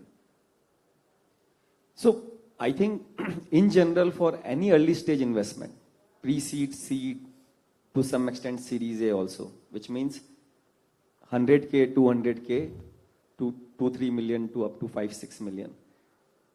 It's for any domain, it's all about market, like which market you are targeting, how big is that market, and the team. Is the team relevant? So it's all about, because mostly at that stage VC is investing in a theory. But if you go a little deeper, like, okay, everyone has a good pitch and like everyone comes from a relevant background, but I think what some VCs are like, especially if I am evaluating a space like this, the scalability challenges are there in when you involve hardware and software, and especially when you are working with B2B clients. So I think people will look for that, is your solution, how much it is a productized solution. Okay, so they will look at, like, at least maybe you don't have a solution to demonstrate, but at least your pitch should give them a sense that this is something what you are building is not a custom for each client, or it will be like almost a productized solution which you offer, and the business model will also be more like an, say, OPEX based model rather than CAPEX based model, so that it's scale faster. So I think at least scalability is the another factor which people will look for. But the other 2 is the team and the market. Thank you, Gagan. Sharif, how do you compare technology and use case, right? Because in our cohort, there are multiple use cases. During lunch also you visited, right? Any guidance to some of these people, how should they pick a use case? Because some of the earlier advisors, what has been telling them is don't pick a narrow one. Sometimes you say you go deep into a narrow use case. What are the guidelines for use case selection? So the first and foremost guideline for a use case selection is that it should be, I mean, there are 2 possibilities. One is that it should be a pain point which is currently being felt by a lot of companies that you're trying to solve. So the moment someone comes to a company with a solution for a pain point, they are going to be very receptive to looking at it and adopting it. And if they adopt, then obviously the company grows and the VCs are happy, right? The second possibility which is a much lower probability of success, but gives much more returns, is that the company identifies a new market which is currently not being looked at by anyone, and then comes up with a solution for that. So we have examples of Ola and or rather Uber and Flipkart and all those things where before they came in, no one felt the need for such a solution. But after they've been in existence in 2-3 years, you can't imagine a world without it, right? So that's the second kind of use case, which is, it'll be very lucky. The VCs and the PEs are lucky who can identify this early on and bank on them, right? And the entrepreneur is also, obviously showing his or her capability in doing that. And that requires much greater belief in yourself. That requires you to really put yourselves in the shoes of the consumer and think ahead. That's one possibility. But I think for the majority of the cohort here, it would be the second thing. Or rather the first thing which I mentioned, which is to pick a use case where the majority of the current companies are already feeling a pain. I have a point to add here. Like what we have seen, if you focus on the revenue side problem rather than the expense side problem, there is a more chances of you getting acceptance. So if you are solving for like increasing the business of a particular client as compared to solving for saving them some money, I think the chances is that you will be able to get a better response on the revenue side. So I think try to focus on that if you have an option. Interesting. Very good point. Yeah. So again, I'm trying to build on the revenue. On what front they should focus on? See, some revenues are based on convenience. Some are based on some new opportunities like what you mentioned on Ola cases, where the use case itself is a discovery, right? Normally for convenience-based solution, the willingness to pay from the customer is high. So would you advise them to focus on some convenience related or productivity related? Even though customer experience we say a lot, but is there a willingness to pay?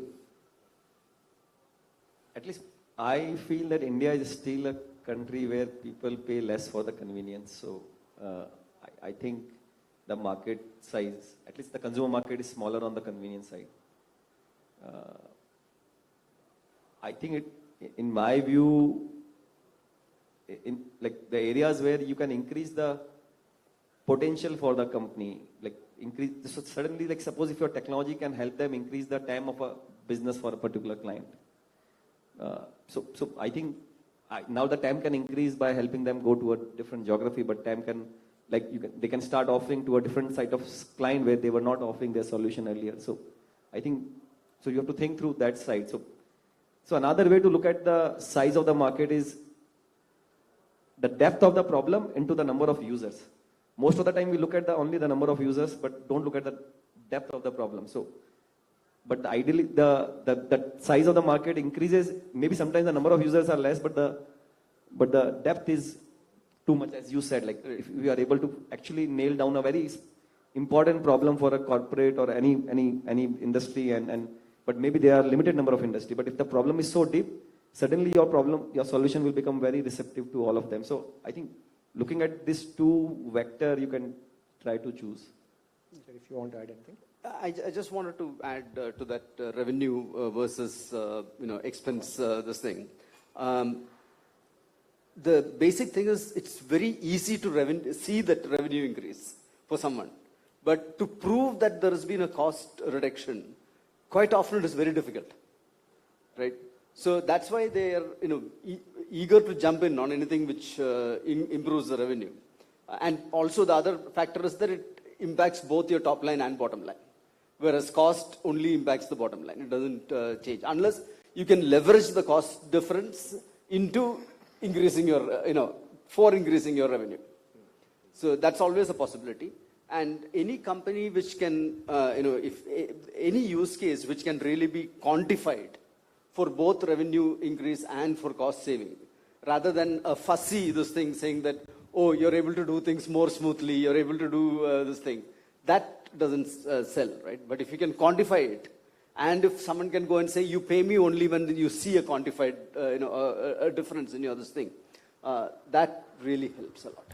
So one thing just occurred to my mind recently, like with some of the startup which I'm interacting, we are seeing that visibility is becoming another important element for a lot of corporates and especially into logistics and supply chain, that if your solution can give a better visibility or better prediction on future or like whatever. So there's a company, one of our portfolio company, which is into fleet management and that provides solution to corporates and logistics provider both, that they can manage their fleets well and they can plan because they are able to track them, their location on time, and they can also run a lot of algorithms to predict that which are available when. So I think visibility, this digitization is helping, and like now everything is like, today when we book a Ola, we know that what's the ETA of someone, right? Like how, so now subco instance, a double tick has become an important factor in our life. Like we check whether WhatsApp has been delivered or read or not. So I think same way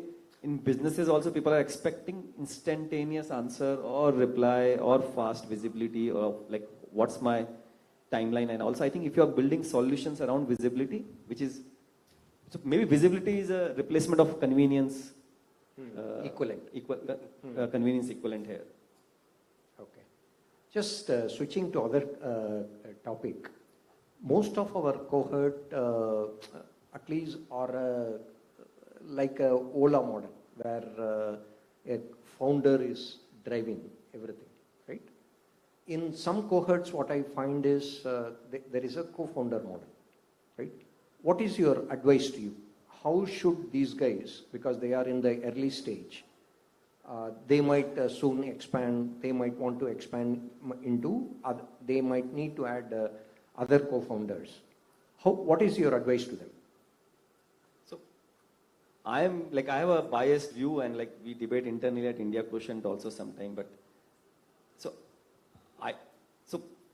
basically this journey of building a large company, and especially a venture funded company, is very long. And in this journey, you need more partners. So I'm biased towards having co-founder. So like my filter is very clear. If I find a single founder company, I really, like I have not invested so far, like I've been investing from last five years. But like whenever we have a debate, like there are companies like Ola, not Ola, just Oyo. Then we have like this Zoho founder, okay, like Sridhar Bambu.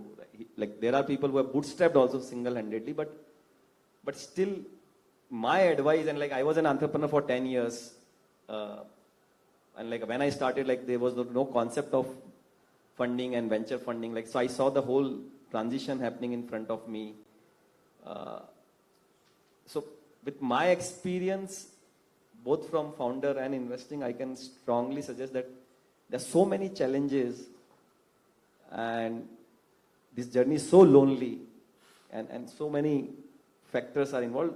It's very important to have a right co-founder who is equally passionate like you. I think this is a equivalent. It's like a second shadi. Okay, so it's very, very important aspect, and it does matter. At least VCs also, if you ask me, it's not about just one founder or two founder, but people look at it, is it the right team? When we look at right team, so like suppose a hardware company will come, I will look at, okay, there is a guy who has good understanding about robotics. Usne college mein kitna kaam kara hai, robotics ke around or whatever, like professionally he has worked into some robotics company or not.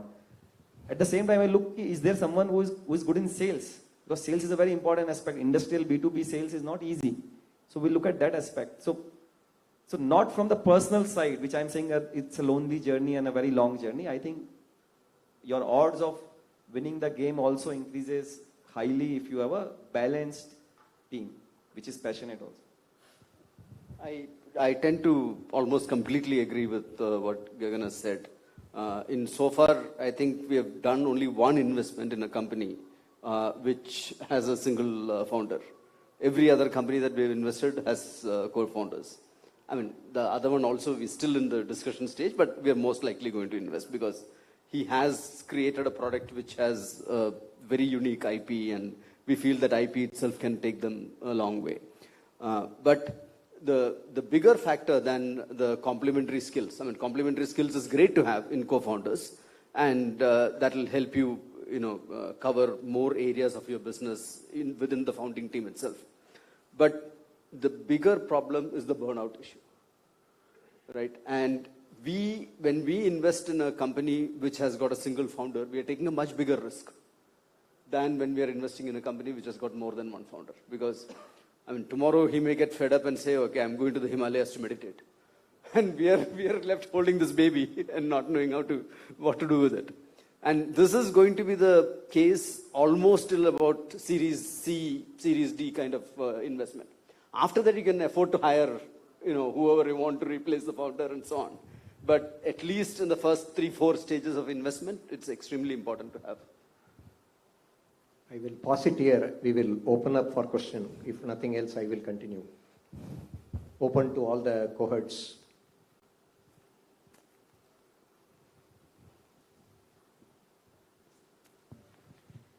Anyone has any question?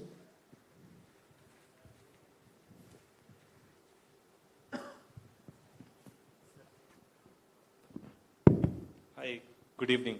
So Ashwin this side, so I'm part of Mahindra Logistics. So even in the previous panel,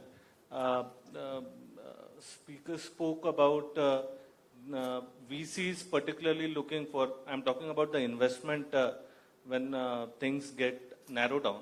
So there are particular points like knowledge, background, passion of the founders which are there.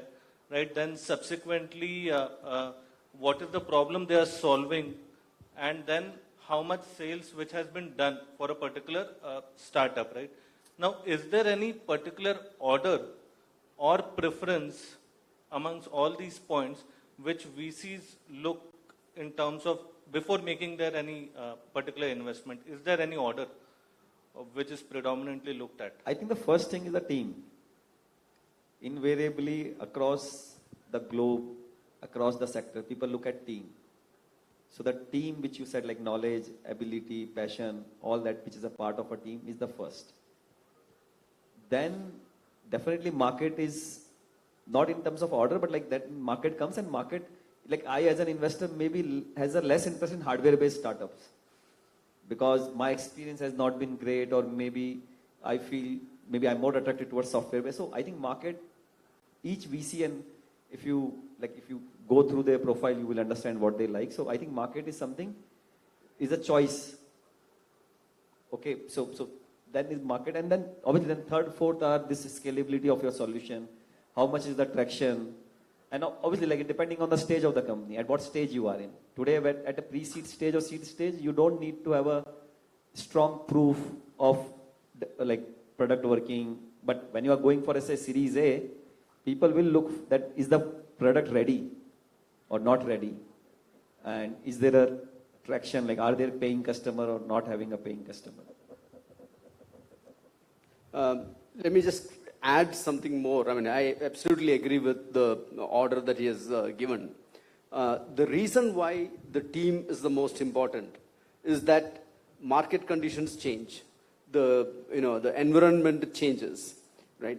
And again, to borrow something which he answered as part of a previous question, it's like a second shadi, right? So we are married to that team for 5 years, 7 years, whatever be the duration of the fund, and we have to be confident that the team is able to adapt to this changing condition. So I may have a product which, because of external factors, suddenly becomes obsolete. But is the team agile enough? Is the team smart enough to be able to pivot and take their expertise and create something else? Right. So that's the reason why team is absolutely the number one. There's no doubt about it.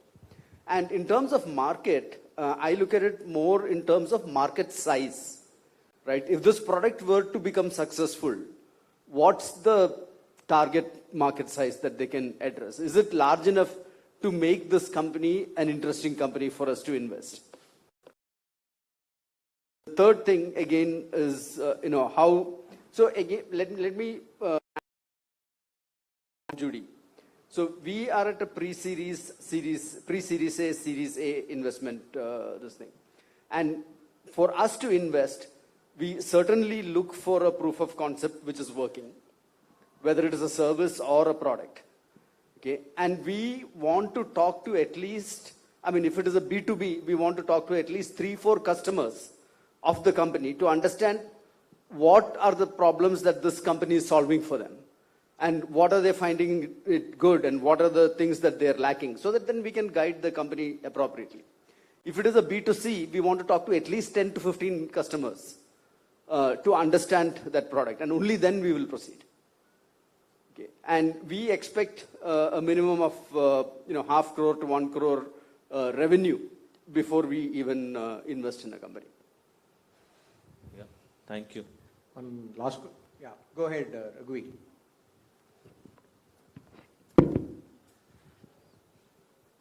So I have a very specific question. I heard that you are not into hardware funding.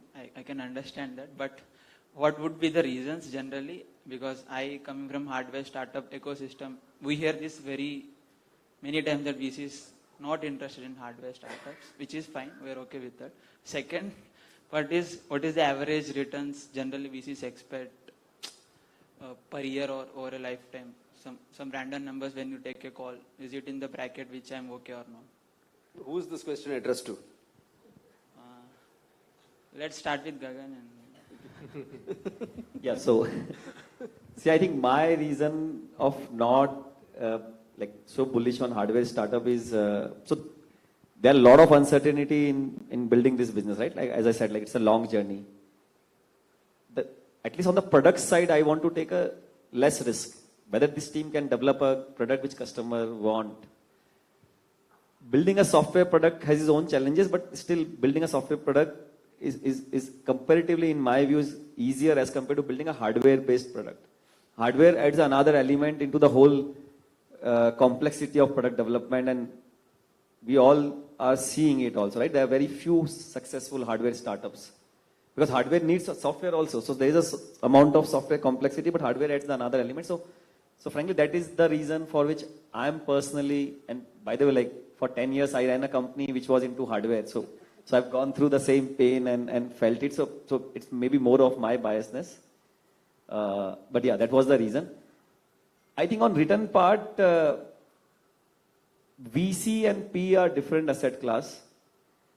For P, the way they look at it, they do go into the mature companies and they have a certain IRR percentages in their mind from each investment. But the way VCs look at it is, it's a business of home run. So most of our companies die. We make zero money, literally zero. But the one which succeed, we make infinite money. And if I put in a number, like say I'm investing 1 crore in your company, I expect 100 crore to be out of it minimum. In our definition, we call it 1x of our fund size. So typically if I'm running a $60 million or $100 million fund, I will invest $500,000 or $2 million in your company in the lifetime of the company, and I will expect at least 100 million to come out of that investment, which is mathematically, if you try to do some assumptions, calculation, it will come to 100x. So you can't guarantee me 100x, or maybe, so you should not look at that I'm expecting 100x, so should you take money from me or not? If you, like, I think you should not worry about the return for the VC. It is their worry. You should look at it, are you liking that VC or not, and whether he is liking you or not. Okay. Thank you. One last question. So that we have a cohort with black and brown hair. Is there a problem when you look at a brown hair? They are aged out. What's your view?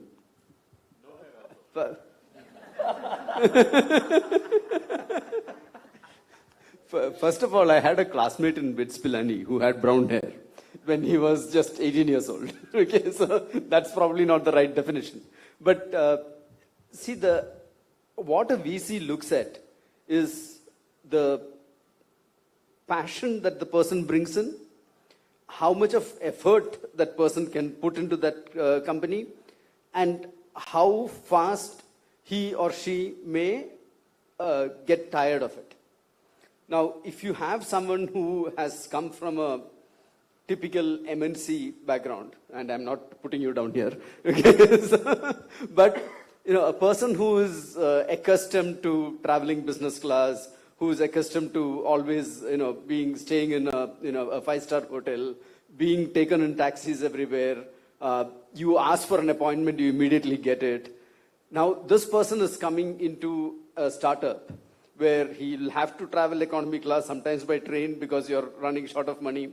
You go wait outside somebody's door for 3 hours, 4 hours before you get an appointment. At some point of time, the person may think, why am I doing this? I have enough money in my bank account, I'll just go home and retire, right? That's a risk we cannot take. But we don't assume that somebody, just because he or she has worked in an MNC, will do that. So we engage with the cycle. I mean, Gagan may have a much shorter cycle for investment. But for us, after we start engaging with the company, it normally takes 5 to 6 months before we take the final call on whether to this thing. And many companies, we take to our LPs, we take to other people in the network and say, you got a good product, sell it to them. Okay? And then we watch how they sell. We watch with how much passion they follow up. We watch how they do these things. They may get that order and finally we may not invest in them. We are okay with that. We'll help them out, not a problem, with no returns. But we observe them very closely for that period of time and try to judge. Ultimately, it's a subjective call. We may make mistakes in it. And that's where we expect much higher returns from the ones which we succeed, because we are going to make mistakes in other places, right? So that's the, that's the way we look at this thing. So age by itself is not a bar. It's the outlook of that person. It's the energy that the person has. It's how, how much that person is able to sacrifice on the good things in life for the sake of this company. Those are the things that we judge. And normally, there is a bias for the youngsters that they'll be more willing to do all this than for the older people. That's all. But yeah, the hard answer is... Sheriff, he is telling me, for me, MLL is the only choice. Yeah. But the reality is that younger folks have a higher probability to attract a VC interest as compared to older folks. Data demonstrate that younger founders have built a larger company as compared to second-time founders. But definitely nowadays, second-time founders or repeat founders or people coming with experience is slightly gaining attraction. But yeah, there is a biasness. Thank you. We ran out of time. Sheriff, thanks. Gagan, thank you very much for your time.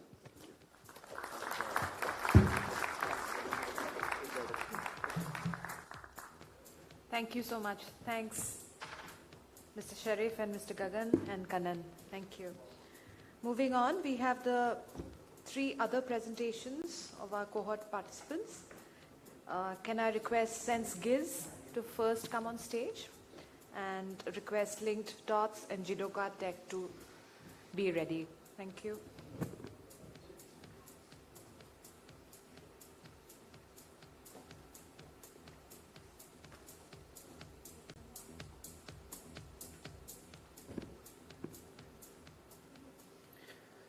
So, good afternoon everyone.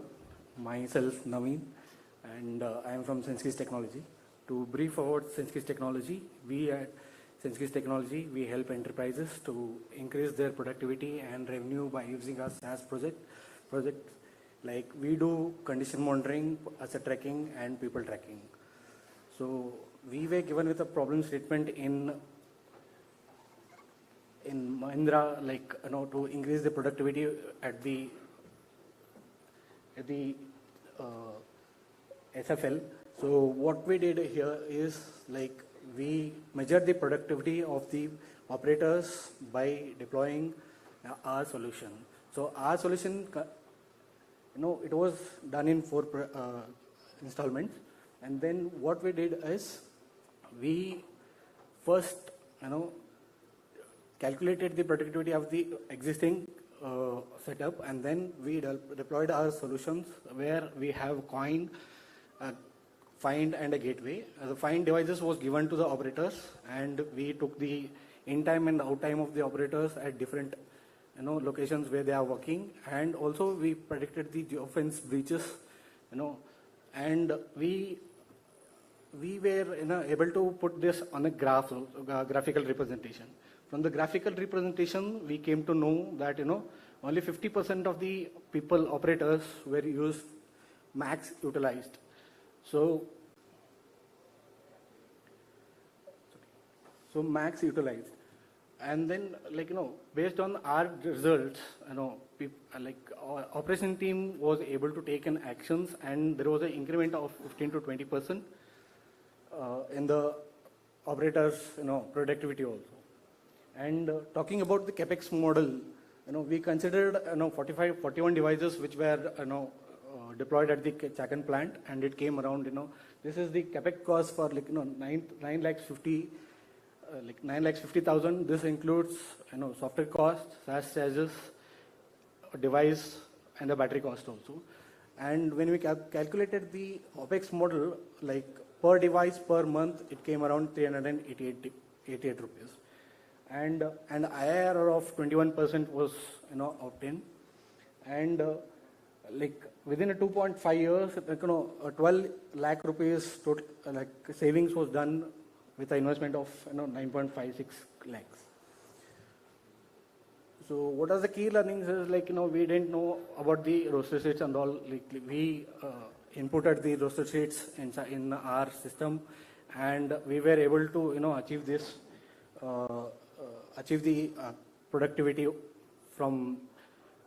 We were able to achieve the productivity by 15%, based on their roster sheet what they are doing, and we also gave the individual capacity utilization report, which helped the operation team to increase their productivity. And geofence breach, we also generated the geofence breach reports where operators were almost idle because they were breaching the geofence and they were working in the other zones. When they are specified in a particular zone, they were not working in that, and they were chit-chatting or doing some other business in other zones. So that geofence reports was also generated for that. So that's it. Thank you.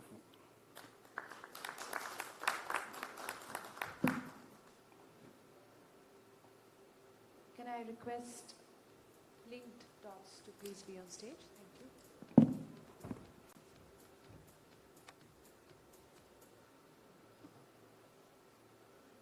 Hi, I'm Ravi, representing LinkDots. The key part which were actually offered, sorry, I didn't realize the guys before me were taller. The area for us to actually look at is improving the yard management in the automotive market, especially in the in the finished goods yards point of view.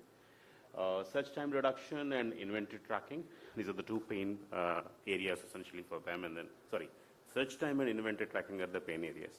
Search time reduction is not any pain problem for them. And dispatch time for finished goods and wait time for carriers at the stockyards. These are the defined parts of it. And 2.2 pages per every win is essentially the paper which is consumed as part of their quality records.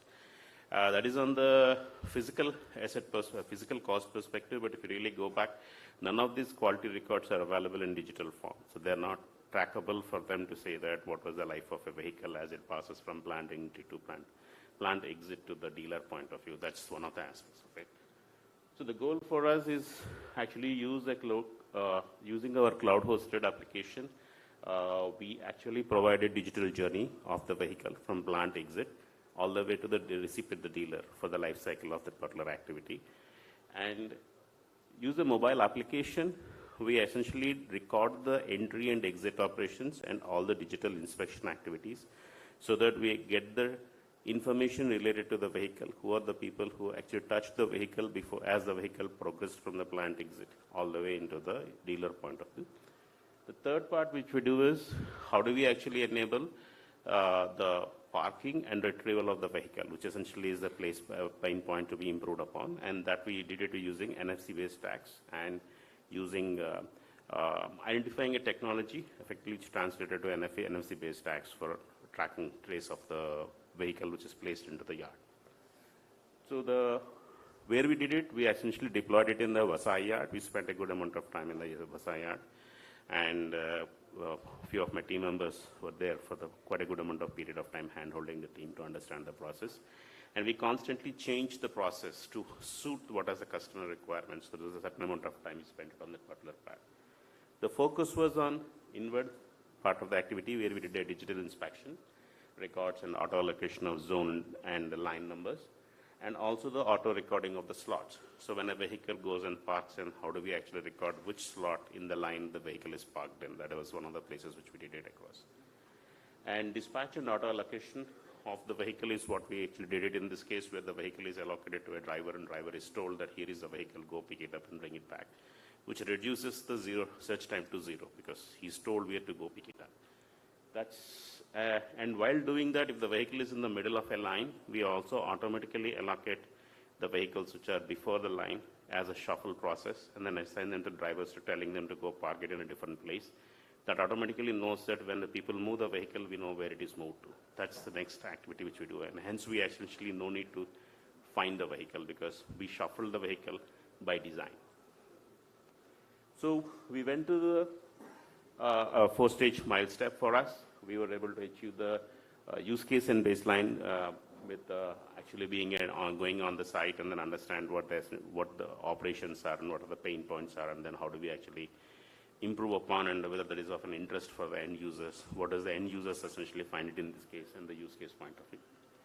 We did a technology choices and solution finalization by around 30th of April, and then we did a inward process is about 30th May, and outward process is 31st July. So that's what we did. Overall, the journey was interesting. After we deployed it across, because of the monsoons and some of the other factors which will be in the ground point of view, we got about 200 plus vehicles, went through our process. We actually looked at the corresponding activities. Our target was 300. Rather, 600 was the number. We are looking at 300 in, 300 out kind of situations. But we were able to achieve 200 for the full transactions activities point of view. And we did identify the gaps in what makes sense for us to make it as a successful product, and then identified the particular parts of it. And we did a zero, and of course we did a zero business analysis of this. Key points, we did achieve the 0 search time, but we also need to actually work on the business benefit as well as the OPEX and CAPEX models which we submitted, and we'll be working towards improving that. So if you look at it, this is as the solution looks like. It's all paper-based quality records, longer search times, ad hoc manual processes. This is how the data inventory is seen on the ground, so that they can actually maintain it as a manually the whole process.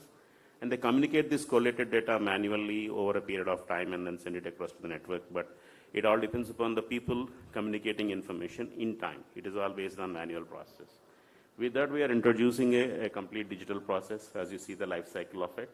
And it will transform the users towards looking at a historical plot. It's a sample plot of historical activities of year to date.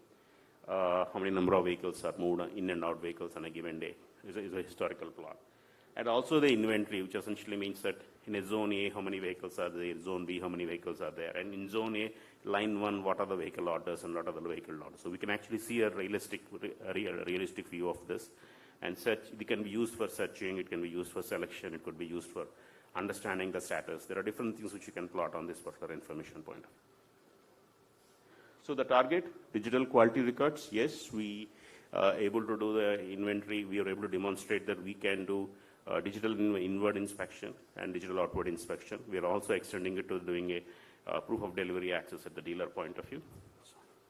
And we also, and there is about 2.2 pages per win. The translates to, if you have 4 lakhs, you're talking about 8 lakh pages per annum production point of view. And if you translate it back, it comes to around 3 lakhs as cost. But if you really go back and look at 8 lakh individual sheets of A4, we are not counting printing costs, ink costs, and other aspects of the system. 0 search time, this is essentially achieved because we essentially allocating recording and confirming while parking, as well as shuffling, as well as picking up. So directing as per. So the guided delivery guided parking, and guided shuffle. This is the fundamental ways which essentially handle this particular part. And of course, we also provide the kiosk in the yard so the people can see that this is the vehicle I moved across and this is the time against me. I got a vehicle allocated at 10 minutes back, and then my parking was in 20 minutes, or my pickup was in 30 minutes. So they individually can look at it and then see that the way essentially the drivers themselves get motivated on that, which is also enables us to, of course, do the productivity tracking in the back end, because we do have the data on when is the time the vehicle allocated and when is the time which received and who's the driver. So that automatically gives the driver productivity for us to calculate in. So this is the few of the sample reports which we created, and we'll be working towards trying a full production system and how do we go forward and as we go into the production part. So we are looking in the capex model. There is about an 8.2 lakhs is identified as a hardware equipment cost at the necessary at side, and about 18 lakhs is a software license model which we talked about in given the part. And then we also offered an OPEX model where hardware is still bought in because they're more of a consumables and then after at the side part, but the software is actually offered as a service. So there is a SaaS service which can be scaled and which is actually priced on a per win basis, which is the model which we are going to explore, and then how do we actually do it. Currently working on the IRR and the payback calculations. We are looking at the gains which are essentially making, and then how do we essentially calculate the gains part. That is a small part of the spending for us in our review. So what are the key learnings? Simplify on-ground process. That's something which we always learned it as a part of it. Don't go with the complications, reduce the complexity in the system. Learn and make sure that remove the potential resistance to use because it is complex to use. That's something else which we did across. We actually started with a certain amount of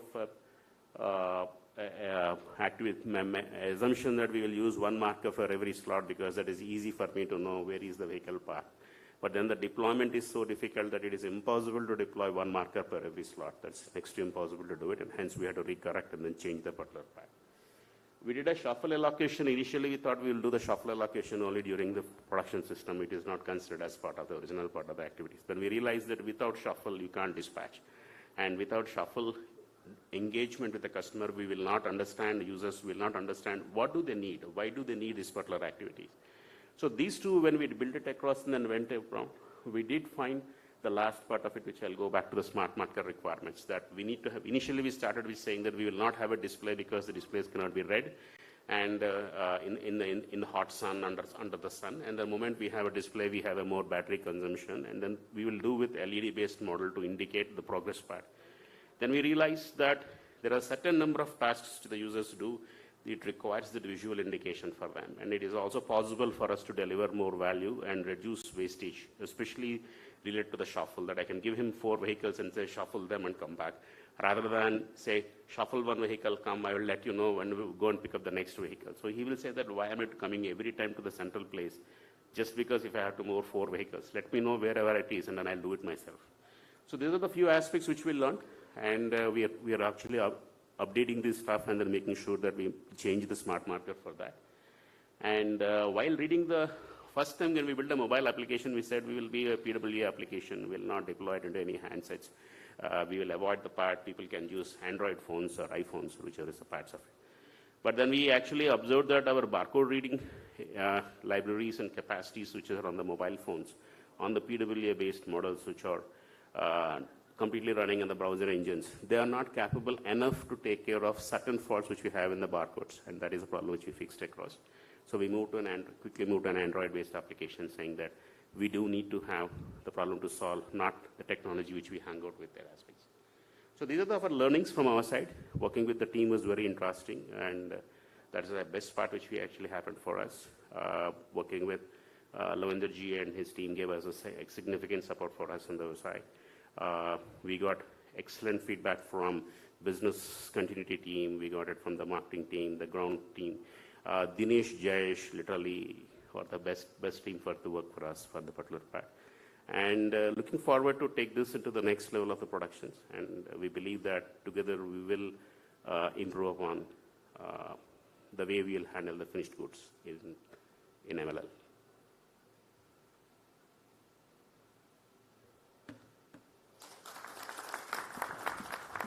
Thank you. May I request Jidoka Tech to be on stage, please? Thank you.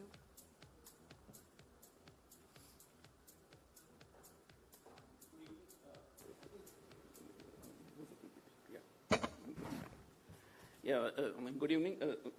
Shekhar from Jidoka Technologies, and with me is Dr. Krishna. So first of all, thank you, Mahindra Logistics for giving us an opportunity for this project. Like if you can move to the next slide. We'll just walk you through the use case. I think some of you heard Constance AI before. And so pretty much I think we had a very similar use case, but we had an additional use case as well. So one was on the QC inbound and outbound, looking for accuracy in count and quality of the boxes. Second was, as it is getting palletized, right? There was a need for a supervisor to monitor and count all the time, right? So we took both the use cases to solve. And the goal was to provide 100% inspection of all the products coming in, and also to deliver speeds, at least the same, if not better than the humans were providing. So our solution was machine vision-based hardware setup and software that integrated with PLC, where we could give signals to the operator. And it's primarily driven with a software that's driven by AI, and it's mimicking how the human is doing the counting, right? So that's what we did.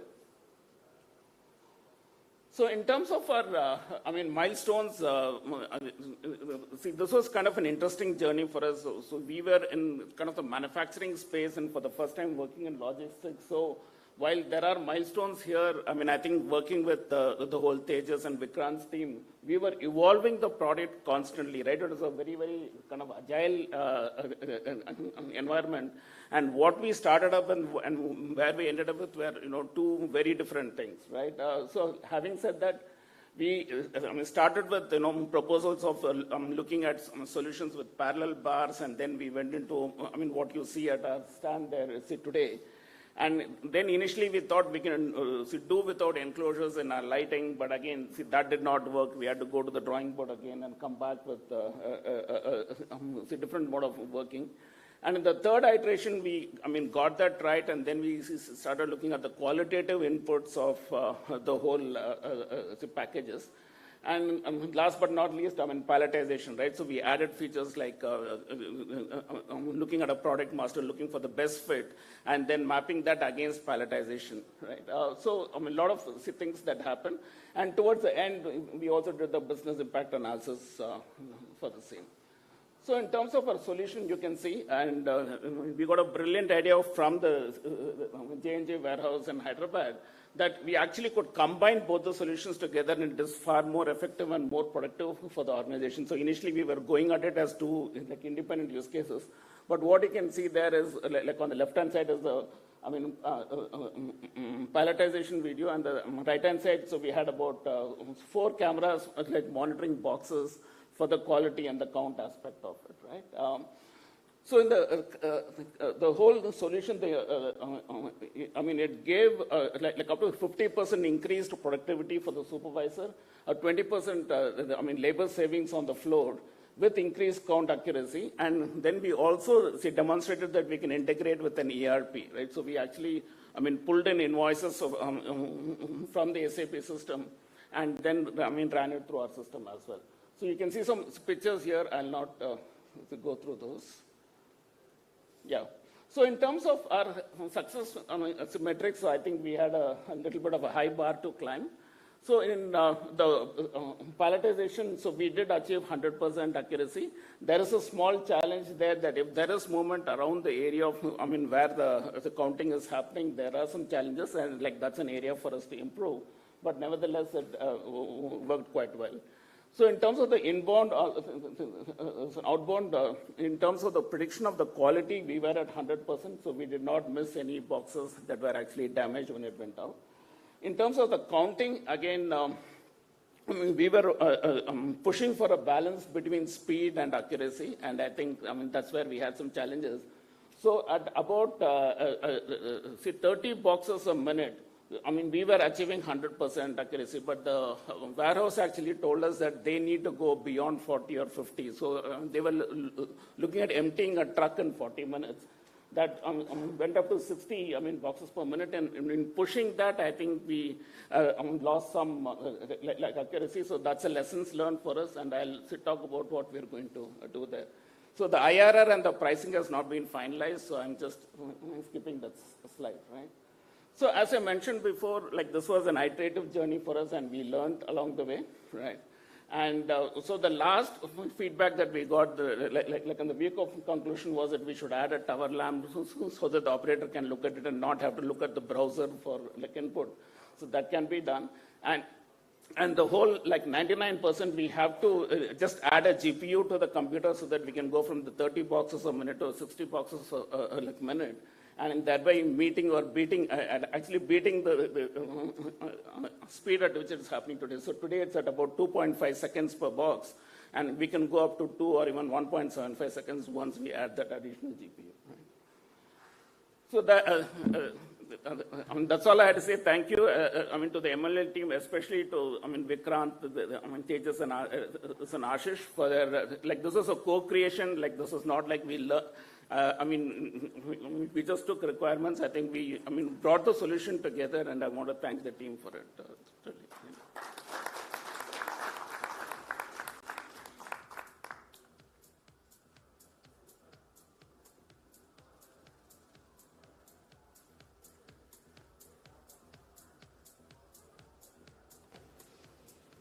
Thank you. Thanks so much for your presentations. Now we are heading towards the end of the event, the award ceremony. So just give us a few moments.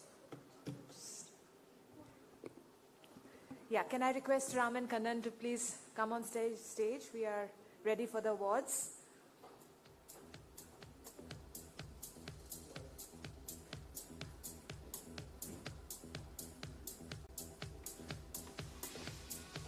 Can I first request Rajesh Shetty to please come on stage and give the award, the first award from Cohort 1 to Koi Reader Technologies, please.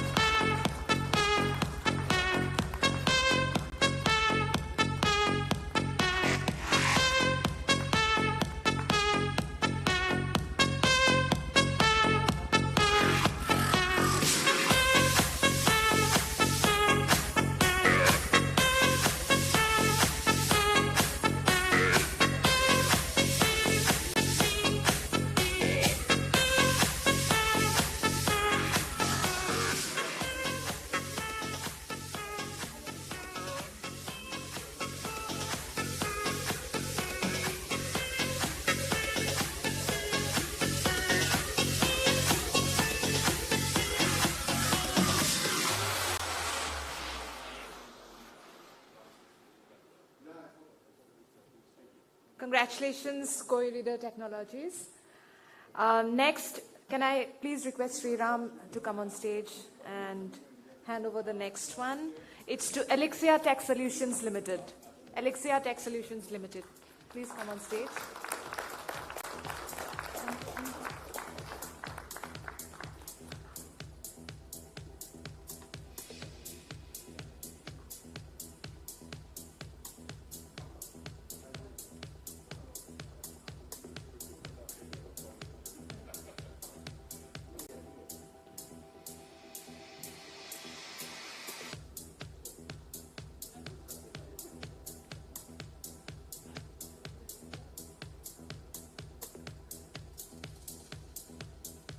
Please give them a round of applause. Thank you. Thank you, gentlemen. Can I now request Lavinder to please come on stage? And the next award is to Enmoval Solutions Private Limited.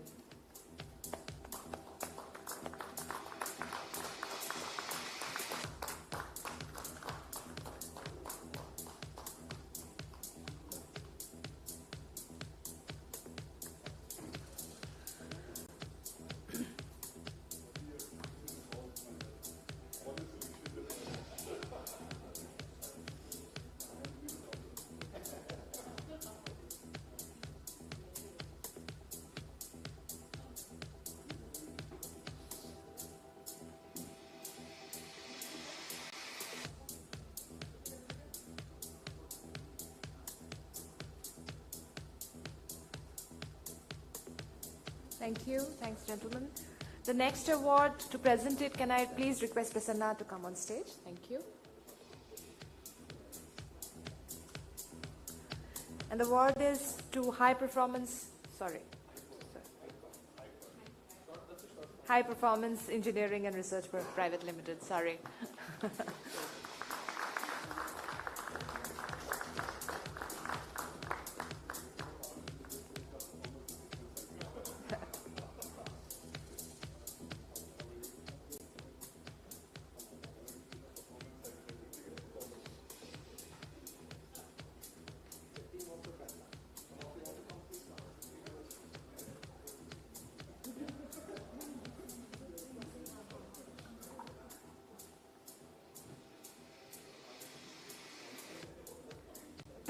Thank you. Thanks, Prasanna. Thank you, gentlemen. Now on to cohort 2. Can I request Edwin to please come on stage? Edwin, thank you. So the first one goes to Illuminify Technologies Private Limited.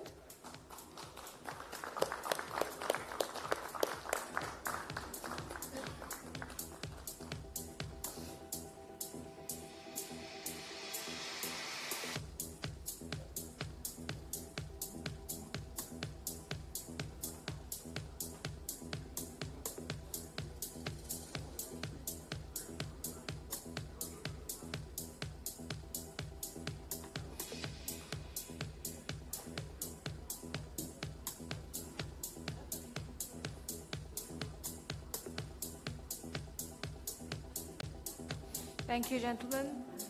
Can I request Srini to please come on stage, please? Thank you.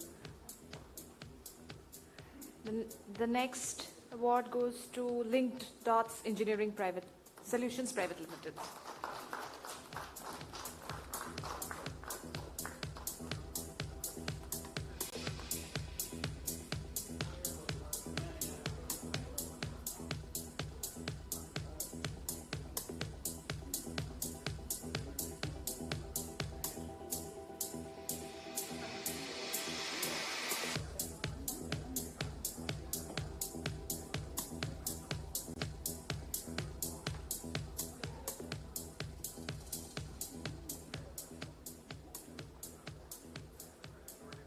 Thank you. Thanks, Srini. Can I request Ankur to please come on stage for the next award, please? And the award is to Elon Motors Engineering Private Limited. Congratulations.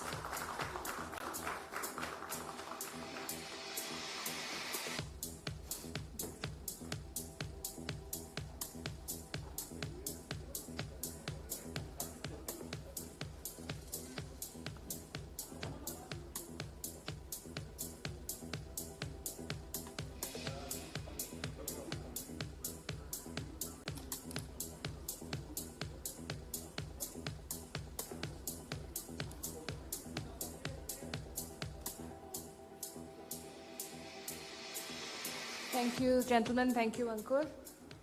I believe we need some more ladies in innovation now. Okay. Can I request Vishal, please, to come on stage and give the next award? It goes to Constems AI Systems Private Limited.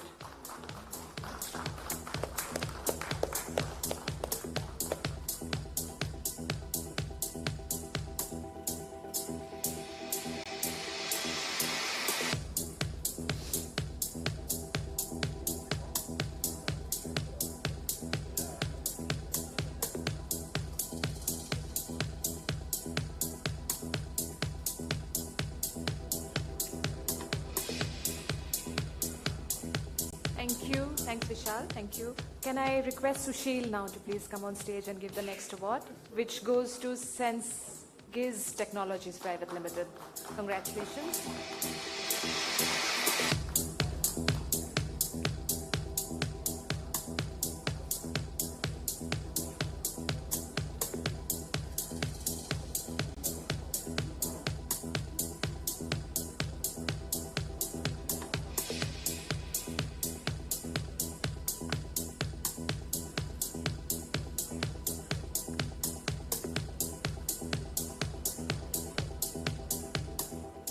Thanks so much.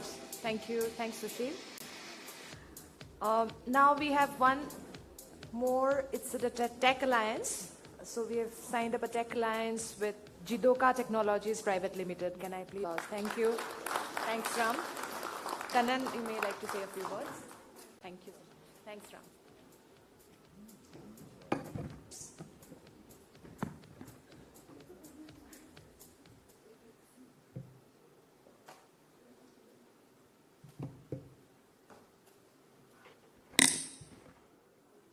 As we draw curtains to cohort 2.0, my sincere thanks to all of you. It has been a long event. I hope all your hard work and enthusiasm during the COVID, we were able to meet, and I hope all of you will be looking at this day as one of the monumental day where you become a unicorn soon. All these, first of all, thank each one of the cohort. This event was made possible by each one of you. Now passing on to my colleagues in MLL CLT, Vishal, Ankur, PP, Lavinder, Srini, Rajesh. Sorry for putting up all my Saturday morning requests. I know it was very hard. We will talk about it towards the end.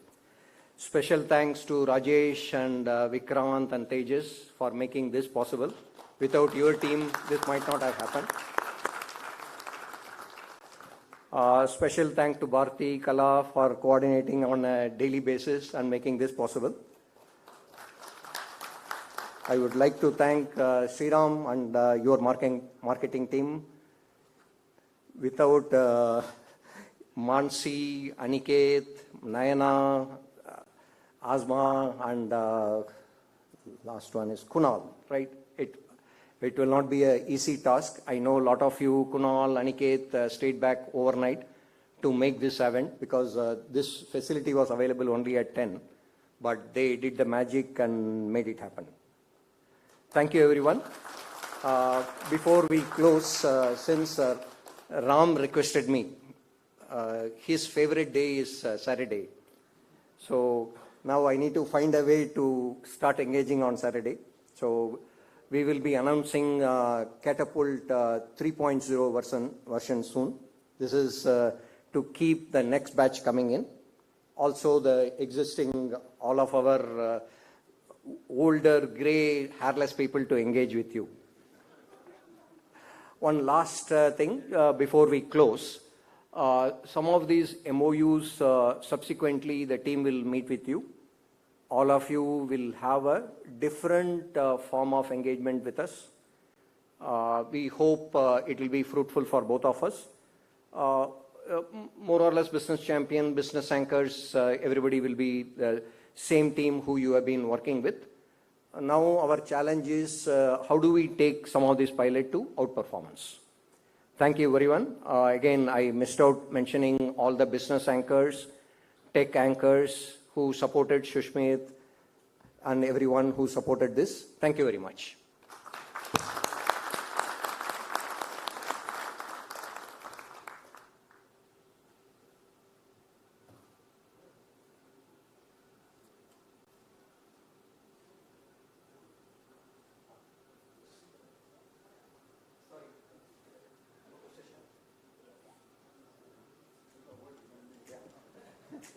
So now all the cohorts will have opportunity to take a snap with the CLT, which is the leadership team. First, I invite the CLT team to come in.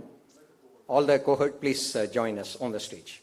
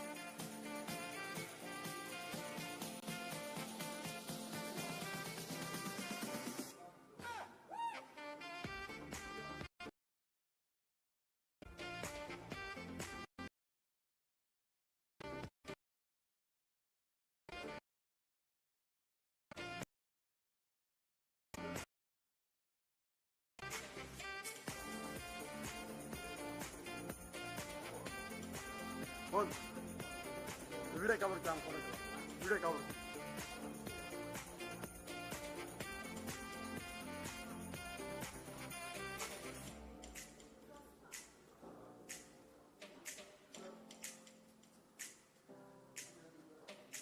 Video cover के एड़ा निमिष अकेला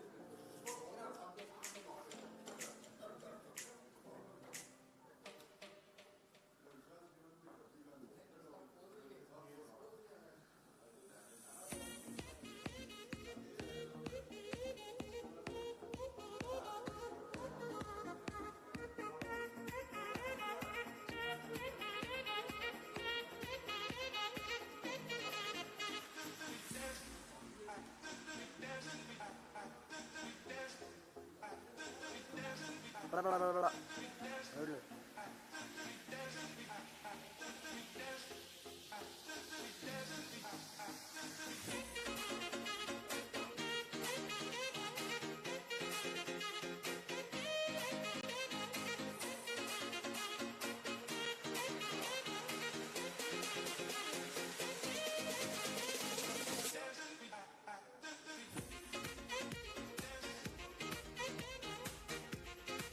Hey, come on. We already covered, covered.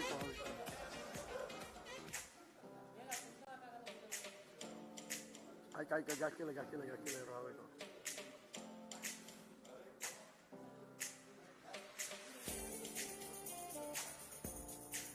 Vamos.